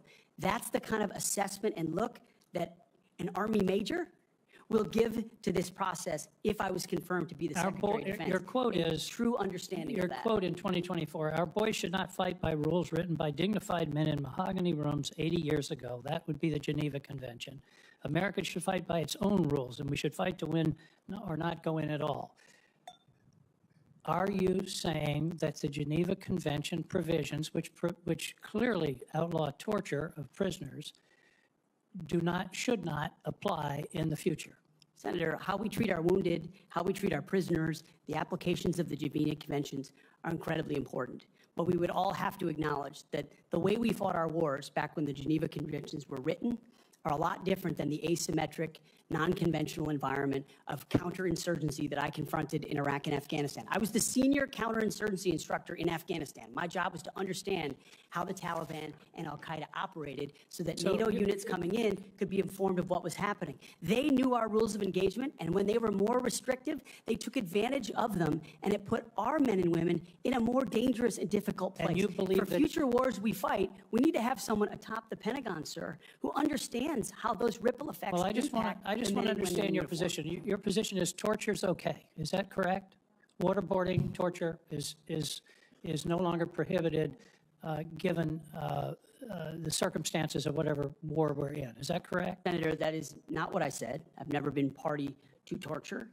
We are a country that fights by the rule of law, and our men and women always do. And yet we have too many people here in air-conditioned offices that like to point fingers at the guys in dark and dangerous places, the gals in helicopters in enemy territory who are doing things that people in Washington, D.C.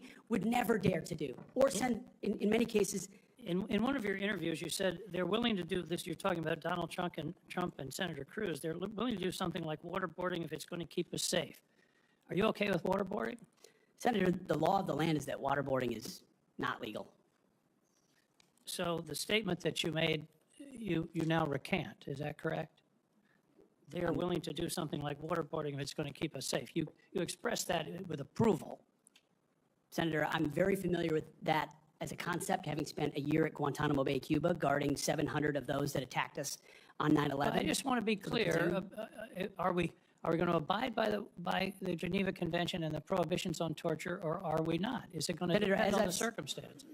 As I've stated multiple times, the Geneva Conventions are what we base ours, but what an American first national security policy is not going to do is hand its prerogatives over to international bodies that make decisions about how our men and women make decisions on the battlefield. America First understands we send Americans for a clear mission and a clear objective. We equip them properly for that objective. Right, we give them everything they need, and then we stand behind them with the rules of engagement that allow them to fight decisively to defeat America's enemies, which is why we say. I just have a few seconds left, Mr. Hegseth, if you could. I was very disturbed in your opening statement where you talked about the priorities that you have. We will work with our partners and allies to deter aggression in the Indo-Pacific from the Communist Chinese. There's not a single mention in this statement about Ukraine or Russia. Is this code for we're going to abandon Ukraine? Senator, the president, that's a presidential level policy decision. He's made it very clear that he would like to see a end to that conflict. We know who the aggressor is. We know who the good guy is. We'd like to see it as advantageous for the Ukrainians as possible, but that war needs to come to an end. You talk a lot about deterrence of China. I would submit that Xi Jinping is watching what we do very carefully. If we abandon Ukraine, that would be the strongest signal possible to Xi Jinping that he can take Taiwan without significant resistance from this country. Thank you, Senator King. Senator Scott of Florida. Mr. Chairman, I'd like to enter into the record two letters which testify to Mr. Hegseth's leadership record at Concerned Veterans for America. The first letter submitted by Mr. Darren Selnick, a senior advisor at CFA, stated that there's been no better leader, policy champion, or fighter for the military and veterans than Pete. He was instrumental in 2014 and 2017 in ensuring that veterans had health care choice. The second letter submitted by Mr. Kason Sparrow, Digital Media Director of CVA from 2015 to 2017, stated, Pete brought incredible energy, focus, and a clear vision to the organization and showed everything that the team accomplished together. And I similarly asked to submit to the record a letter from Paul J. Roberts, retired Colonel, U.S. Army Special Forces, speaking to the unwavering integrity of Mr. Hegseth. Is there objection? Without objection, those three will be admitted. Senator Scott. All right. First, congratulations on your nomination. Thank you, Senator. And thank you for being willing to serve our nation. I served in the Navy. I'm really proud of my dad. He was crazy. He did off-war combat jumps with the 82nd Airborne. He, after that, survived all that and fought in the Battle of the Bulge. And what they went through, it was hell. So I have a lot of respect for him and for everybody that puts on the uniform and serves in battle and has to lead people in battle, because being on a ship, that didn't happen to me, but I had a lot of friends that happened to, and it clearly happened to my dad. I've served on this committee for 6 years, 2 years under President Trump and the past 4 under President Joe Biden. I've seen how the Biden-Harris administration pushed the DoD to prioritize wokeness over being the most lethal military force in the world. It's our readiness, our national security, and our ability to recruit people who are willing to put their lives on the line for our country. Can you talk about some of the changes we can make to improve recruitment and rebuild our military into the most lethal force in the world? First of all, Senator, thank you for the question. Thank you for your time.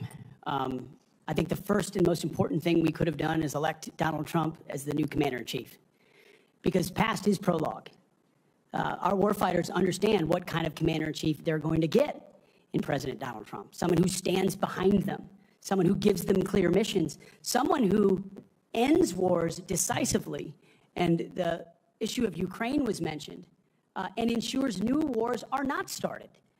There was a minor incursion under Barack Obama into Crimea, followed by nothing under President Trump, followed by an all-out assault by Vladimir Putin into Ukraine under the Biden administration. That did not happen under Donald Trump. Donald Trump managed the Taliban. Under the Biden administration, Afghanistan collapsed tragically, ending in the lives of 13 at Abbey Gate, who we remember every single day, and no one was held accountable for that. Chinese spy balloons were flying over the country.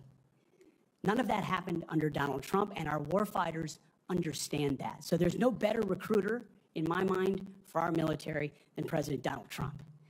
My job is to come alongside him, should I be confirmed, and continue to emphasize his emphasis on warfighting, on getting anything that doesn't contribute to meritocracy out of how decisions are made inside the Pentagon. What gender you are, what race you are, your views on climate change, or whether you are a person of conscience and your faith should have no bearing on whether you get promoted or whether you're selected to go to West Point or whether you graduate from Ranger School. The only thing that should matter is how capable are you at your job? How excellent are you at your job? I served in multi-ethnic units in every place that I worked, every place that I served. None of that mattered. But suddenly we re-inject DEI and critical race theory, dividing troops into different categories, oppressor and oppressed, in ways that they otherwise just want to work together. That's why I've pointed out before, and I'll say it again, because I'm sure it'll be quoted to me at some point. The dumbest phrase in military history is our unity is our strength. No, our shared purpose is our strength. Our shared mission is our strength. We are one DoD community of all committed to the same mission. Has nothing to do with your background. Has to do with what your commitment is to the country. And that is my solemn pledge to every single person that would put the uniform on, and reflects President Trump's priorities as well. Senator. Thank you. You know, we talked a little bit about the fact the Pentagon can't do an audit, right? Can you talk about, and I mean, to me, I've run big businesses. It's all about accountability. If you want to get an audit done, you can get an audit done. You might get a letter saying there's things you have to fix, but it all goes to accountability, and we haven't had it. So can you talk about how you bring accountability to the table, what you've done in the past, and what you're going to do with regard to bringing accountability to the Pentagon? I meant it when I said it in the opening statement, Senator. I know what I don't know. I know I've never run an organization of 3 million people with a budget of $850 billion. But what I do know is that I've led men and women. I've led people. And it's leadership of people and motivation of people and a clear vision of people where you build a team, cast that vision, empower people properly. I want smarter and more capable people around me than me. And you will get that at the department. I cast the clear vision. build the plan, work it, we set the metrics, and everyone is held accountable. I know our incoming businessman president believes in accountability and holding people accountable. That will happen at the Pentagon. I mean, this has been a problem for a long time. Secretary Rumsfeld gave a speech on September 10th, 2001, that's mostly forgotten. But it was about the need for acquisition reform, cutting tail to give to teeth to warfighters. And then 9/11 happened. And these are problems that have been persistent for a long time. But now we have new threats. And we need the urgency of this moment. As you said, Mr. Chairman, the most dangerous moment we've been since the end of the Cold War, and possibly since World War II. The urgency to do everything possible to get the capabilities into the hands of warfighters, Emergency Powers Defense Production Act, whatever it takes, and an audit is certainly part of it. Why do you want to do this? Why do you want to do this job? What drives you? You have 30 seconds. Because I love my country, Senator, and I've dedicated my life to the warfighters. People see me as someone who hosts a morning show on television. But people that really know me know where my heart's at. It's with the guys in this audience who've had my back, and I've had theirs. We've been in some of the darkest and most difficult places you can ever be in. You come back a different person. And only by the grace of God am I here before you today. I'm doing this job for them, for all of them. Thank you, Mr. Hegseth. Senator Warren. Thank you, Mr. Chairman, and Mr. Hegseth, thank you. Thank you for your service. So if you're confirmed as Secretary of Defense, you will oversee our military, including about 250,000 women who currently serve on active duty in the Army, the Navy, the Air Force, the Space Forces, and the Marines. And I have serious concerns that your behavior toward women disqualifies you from serving in this role. Now, I've been trying to get answers from you for quite some time on this. You haven't wanted to meet or to answer any of my questions, so we'll just have to do it here and dive in. I want to pick up on some of the questions asked by Senators Shaheen and Gillibrand and Hirono, and I just want to make sure we have a list of some of the facts that I think are undisputed. I'm not going to talk about anonymous sources. I'm just going to quote you directly. We've got the video. We've got it in print. So going back to January 2013, you told a Fox News interviewer that women in the military simply couldn't measure up to men in the military, saying that allowing women to serve in combat roles would force the military to lower the bar. You picked up on that same theme in 2015, making remarks on Fox News, referring to women in combat as, quote, it would erode standards. June 2024, you said on Ben Shapiro's podcast, quote, women shouldn't be in combat at all. And then, of course, we've talked about it in 2024. You published a book, and you say on page 26 of your book, we need moms, but not in the military, especially in combat units. Page 48 of your book, you claim that women should not be in combat roles because men are distracted by women.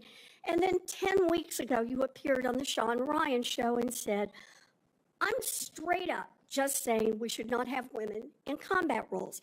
Now, I presume you recall making all these statements? Senator, I'm not familiar with the article you're pointing to in 2013, but it underscores my argument completely, because in that 2013 argument, I was talking about standards. No, standards are what it's always been about, Let's not Senator. have the same fight Always again. been about Senate I've quoted standards. you directly. We've got the video. We're happy to show it. But I want to be clear here. For 12 years, you were quite open about your views, and your views were consistently the same. Women are inferior soldiers, sailors, Marines, airmen, and guardians. And in case anyone missed the point, and these are your words from 10 weeks ago, women absolutely straight up should not be permitted to serve in combat. And I notice on each of these quotes, those are said without qualification. It's not by how much you can lift or how fast you can run. They don't belong in combat, period, or your words, straight up. And then on November 9th, 2024, just 32 days after your last public comment saying that women absolutely should not be in combat, you declared that, quote, some of our greatest warriors are women. and you support having them serve in combat. Now, that is a very, very big about face in a very, very short period of time. So help me understand, Mr. Hegseth, what extraordinary event happened in that 32-day period that made you change the core values you had expressed for the preceding 12 years? Senator, again, I very much appreciate you bringing up my comments from 2013, because for me, this issue has always been about standards. And unfortunately, because of some of the people that have been in political power for the last 4 years, priorities other than standards, lethality, and meritocracy have driven decision-making. I'm quoting you from the podcast. Women shouldn't be in combat at all. Where is the reference to standards? That they should be there if they can carry, if they can run? I don't see that at all, Mr. Hegseth. What I see is that there's a 32-day period in which you suddenly have another description about your views of women in the military. And I just want to know, what changed in the 32 days that the song you sang is not the song you come in here today to sing? Senator, the concerns I have and the concerns that many have had, especially in ground combat units, is that in pursuit of certain percentages or quotas, standards have been changed. And that makes the combat more difficult Let me make a for everybody suggestion involved. about what happened in that 32 days. You got a nomination from President Trump. Now, I've heard of deathbed conversions, but this is the first time I've heard of a nomination conversion. And I hope you understand that many women serving in the military right now might think that if you can convert so rapidly your long-held and aggressively pursued views in just 32 days, that 32 days after you get confirmed, maybe you'll just reverse those views and go back to the old guy who said straight up, women do not belong in combat. Now, Mr. Hegseth, you have written that after they retire, generals should be banned from working for the defense industry for 10 years. You and I agree on the corrosive effects of the revolving door between the Pentagon and defense contractors. It's something I would have liked to talk with you about if you'd come and been willing to visit with me. But the question I have for you on this is, will you put your money where your mouth is and agree that when you leave this job, you will not work for the defense industry for 10 years? Senator, it's not even a question I've thought about, because You can it's think not about one it right that, now. it's not one, my motivation for this job I understand has never that. I been just about need what a could yes or no conceivably here. come next. Time is short. I just need a yes or no. I would consult with the president about what the policy should be In at the other Defense Department. words, you're quite sure that every general who serves should not go directly into the defense industry for 10 years. But you're not willing to make that same pledge? I'm not a general, Senator. You'll be the one, let us just be clear, in charge of the generals. So you're saying sauce for the goose, but certainly not sauce for the gander? I would want to see what the policy of the Oh, president I'll is. bet you Thank, would. thank you, Senator Warren. Senator Tuberville. Thank you, Mr. Chairman, and thank you for your hard work and your committee's hard work, Mr. Chairman. This has gone well. I'd like to submit this letter, topic conduct at Vets for Freedom for Hegseth. I'd like to submit that for the record, please. Without objection. General Hegseth, Mr. Hegseth, thanks for being here today and with your family. I know this is tough. That's what it's all about, though. You're a tough guy. Been here for a while. Never seen this many people that here for a support of a nominee. That's impressive. I met with a lot of them yesterday, and they are very passionate. So thank you for willing to take this on, and congratulations on your nomination. I'm worried about recruiting. I mean, we can look at everything out there and talk about all these things, these narratives, but at the end of the day, I came from a team sport where the players actually won the games. And that's what's going to happen here. You're not going to win the game. Now, you're going to set the precedent. You're going to get the blame or the credit. But there's going to be people that's going to be under you that's going to set the precedent for the future of our country. Now, the war games that we play on our computers with our adversaries right now, for us, it don't look good because our military, we're in trouble. Our whole country's in trouble. Thank God President Trump got elected November the 5th. We couldn't have kept down this same path. We could not, that could not happen. I met with a couple of generals this summer. Coach, we're spending more money on transgender restrooms than we are coverings for $100 million airplanes. That's not acceptable. We can't do that. That's not what this is about. Met with a couple of Navy SEALs not too long ago. They just got back from crawling around in the mud and the muck, overseas, unknown places. Couldn't tell you where they've been, carrying a weapon, obviously protecting us and our allies. And the first week they're back, what they do, they had to go through a week of DEI training. Both are now out. They give it up. It was embarrassing to them of what they had to do. We've lost all sight of what we're doing in our military, lost all sight. It starts with leadership, and it starts with recruiting. When I was a young man, used to, when I was growing up, if you couldn't afford to go to college, you had the opportunity to go to the military where you could learn a trade. You could learn, you could make a living for your family, and eventually possibly get an education. That was a good alternative. We've forgotten that. We've forgotten it. We can't give up on our young people. Young people are our number one commodity in this country, and they're the ones that's going to live and die for the freedom of this country in the future. So, again, thank you for taking this on. Recruiting.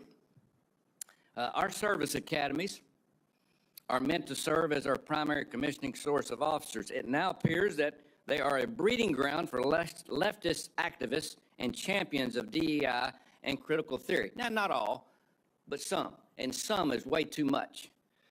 How are we going to eliminate this, Mr. Hegseth? How are we going to get this back on track to where we grow our leaders? I had a young man that forever he wanted to go to West Point. I got him a nomination, I got him accepted, and he turned it down. He says, Coach, I'm not getting involved with that mess. How are we going to overcome this? Senator, thank you for the question. And I think it comes down to leadership, clear leadership. From President Trump through me, should I be nominated? And that's what soldiers, sailors, airmen, Marines, and Guardians see, is clear leadership. It says, this is what we believe. This is the mission we're going to give you. Here's the equipment we're going to give you, and here's how we're going to support you. Because the military, at a lot of levels, Senator, has been for generations a family business. You know, my grandfather served. My father served. I served. My daughter served. That chain has started to break, with generations of people my age and older talking to their kids and grandkids, wondering, pondering, do I want them to serve? Will my country use them responsibly? When that kind of doubt is cast, you get serious recruiting problems like we do right now. You get questions about whether I want my son or daughter to follow my path in West Point, which I've heard multiple times. Would I want and so you have to rip, root, and branch the politics and divisive policies out of these institutions and then focus them on creating and preparing actual future military leadership. West Point traditionally is focused on engineering, and rightfully so, because in our fighting forces across all services, we need the best and brightest minds in engineering, in addition to military studies. That's what I did at ROTC at Princeton, military science. And we need more uniformed members going back into West Point, the Air Force Academy, the Naval Academy, as a tour to teach with their wisdom of what they've learned in uniform, instead of just more civilian professors that came from the same left-wing woke universities that they left, and then try to push that into service academies. When that changes, Senator, I truly believe under Donald Trump, we will have a recruiting renaissance. That sends signals to the world, to our enemies and our allies alike, that America's back. And thankfully, then we have the men and women of our country willing to want to serve. Thank you. And it's about attitude, too. And I love your attitude. You've got to be motivated. You've got to understand that people, they will hook up with you. They will understand and learn under their leaders. Why would you fight for a country that you don't love?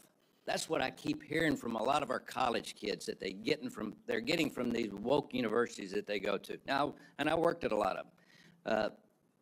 That is one of the excuses I get from our kids. We've got to break that. Another one, according to the Pentagon, between 2001 and 2024, the number of civilian employees in the Office of the Secretary of Defense has nearly doubled from 1,500 to 3,000. Civilians on Joint Chiefs has increased from 191 to almost 1,000. Our military end strength goes down, our staff numbers are exploding. What are you going to do about that? Senator, we're going to address that. We won World War II with 7 4-star generals. Today we have 44 4-star generals. There's an inverse relationship between the size of staffs and victory on the battlefield. We don't need more bureaucracy at the top. We need more warfighters empowered at the bottom. So it's going to be my job working with those that we hire and those inside the administration to identify those places where fat can be cut so it can go toward lethality. Thank you, Senator Tuberville. Senator Peters.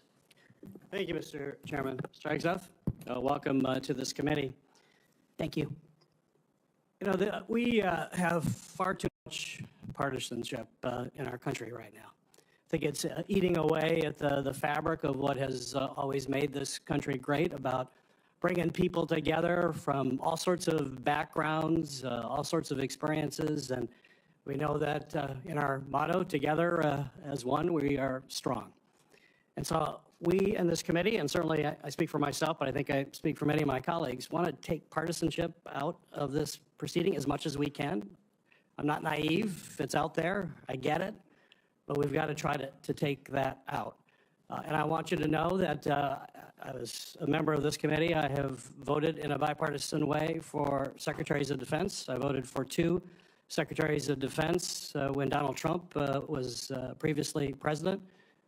We had those 2. We had, I think, 5 total secretaries of defense during that 4-year period. So we want to keep that in mind as to what we might see in this coming administration. But I voted, and we voted by a big margin for those folks as well. But part of that was the process and having an opportunity to get to know the person and understand their qualifications and understand the standards. You know, I made repeated requests to meet with you prior to this meeting. I know many of my other colleagues also wanted to meet with you. I did that with the other nominees that I was happy to vote for. I thought they were highly qualified individuals and true professionals. And yet I could never get a meeting with you. Was there a reason you were afraid to have one-on-one meetings with some of my colleagues before the hearing? Senator, I know there was a great deal of outreach to multiple offices. Schedules get full. There's a lot going on. I was ready. And I welcome the opportunity, pending my schedule, to have an opportunity to sit down. I was ready. It would have been so much better to have that opportunity to talk beforehand. I think that's a big mistake, and it doesn't set us on a good course when you refuse to meet with people and have a professional conversation about the huge challenges that we face at the Department of Defense.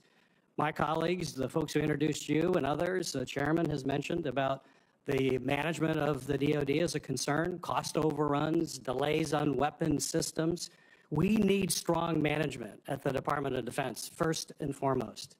We've got to have someone who's going to grab the reins and give the taxpayers value for having the most lethal fighting force in the world that defends freedoms, but we've got to do it in an efficient way.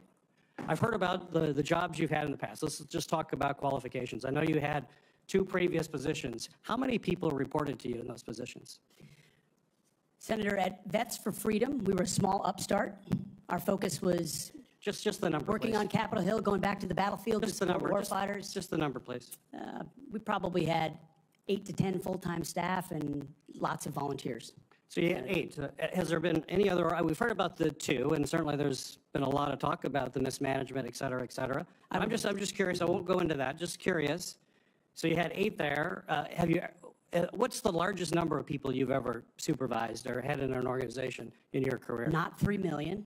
Senator. No, I don't expect that. No one, very few people have ever had that experience. But how many? It's a straight up question. I think we had over 100 full-time staff at Concerned Vets for America, roughly, with thousands of volunteers. So 100 people. I was also a headquarters company commander, which would have been that's fine. a couple of hundred.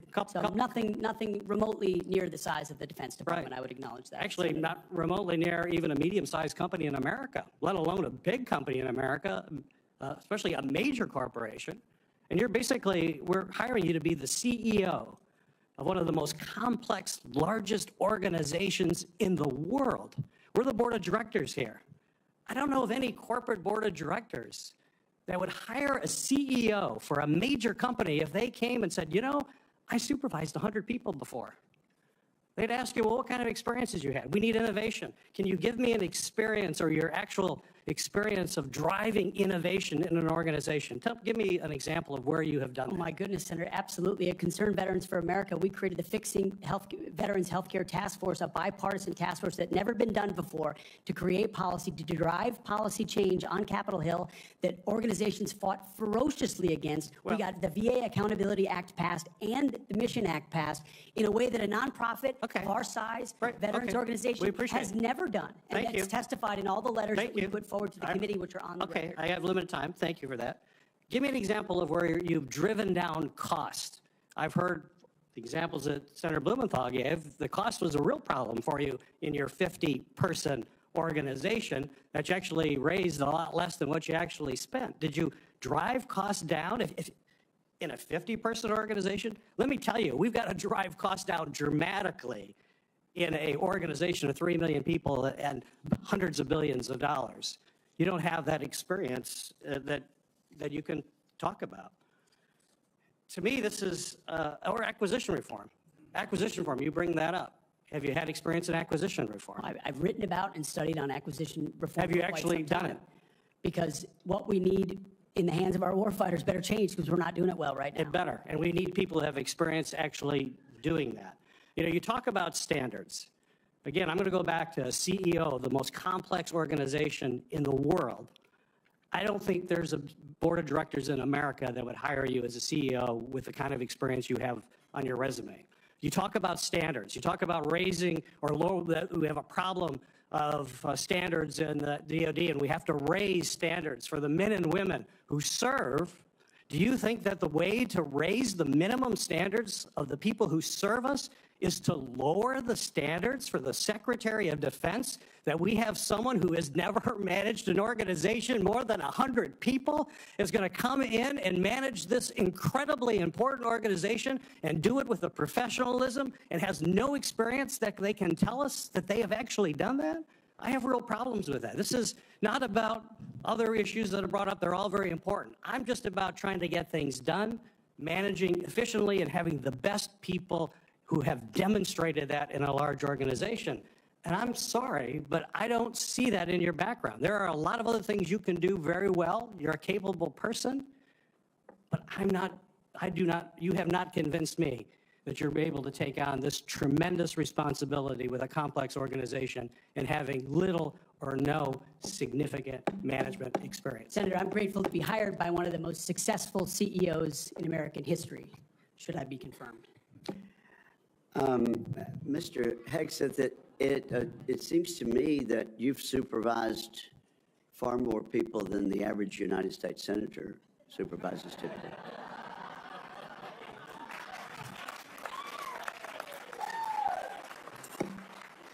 And except for former governors, Mr. Chairman. Senator Mullen, I understand you are yielding back your time and do not wish to ask a question. I was misinformed.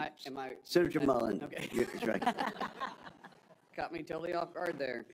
I'd like to submit for the record signatures by 32 members of the House of Representatives who are veterans. The signatures call on the Senate to honor the constitutional duty of advise and consent by conducting a fair, thorough confirmation process that evaluates his nomination solely on the substance and merits. His distinguished military service, academic credentials, and a bold vision for revitalizing the national defense. I ask unanimous consent to enter into the record. Without objection. You know, there's a lot of talk going about, talking about qualifications and then about us hiring him if we are the board, but there's a lot of senators here I wouldn't have on my board because there is no qualifications except your age, and you got to be living in the state and you're a citizen of the United States to be a senator. Other than the fact we got to convince a lot of people to vote for us.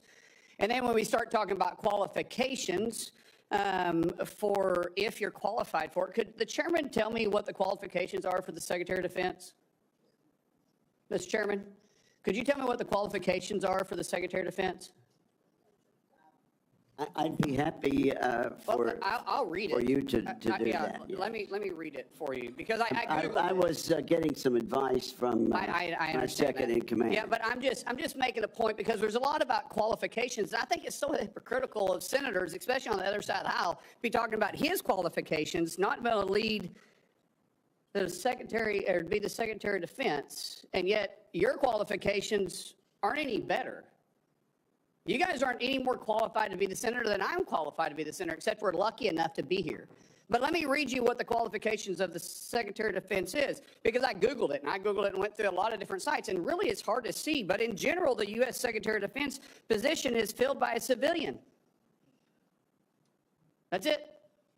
If you have served in the U.S. Army Forces and have been in the service for, you have to be retired for at least 7 years, and Congress can weigh that. And then there's questions that the senator from Massachusetts brought up about serving on a board inside the military industry, and yet your own secretary that you all voted for, Secretary Austin, we had to vote on a waiver because he stepped off the board of Raytheon. But I guess that's okay, because that's a Democrat Secretary of Defense. But you so quickly forget about that. And then Senator Kaine, or I guess I better use the senator from Virginia, starts bringing up the fact that what if you showed up drunk to your job? How many senators have showed up drunk to vote at night? Have any of you guys asked them to step down and resign from their job? And don't tell me you haven't seen it, because I know you have. And then how many senators do you know have got a divorce before cheating on their wives? Did you ask them to step down? No. But it's for show. You guys make sure you make a big show and point out the hypocrisy, because the man's made a mistake. And you want to sit there and say that he's not qualified? Give me a joke. I mean, it is so ridiculous that you guys hold yourself as this higher standard and you forget you got a big plank in your eye. We've all made mistakes. I've made mistakes. And Jennifer, thank you for loving him through that mistake. Because the only reason why I'm here and not in prison is because my wife loved me too. I have changed, but I'm not perfect. But I found somebody that thought I was perfect. And for whatever reason, you love Pete, and I don't know why. But just like our Lord and Savior forgave me, my wife's had to forgive me more than once too, and I'm sure you've had to forgive him too. And so thank you. So before I go down this rabbit hole again, tell me something about your wife that you love. She's the smartest, most capable, loving, humble, honest person I've ever met. In addition to being incredibly beautiful. Don't forget about your kids. I'm supposed to talk about my kids? No, well, she's also the mother. Oh, an amazing mother. Yes. Of our blended family of 7 kids. Brother, I'm pulling you which love along. her. I'm trying to help you here.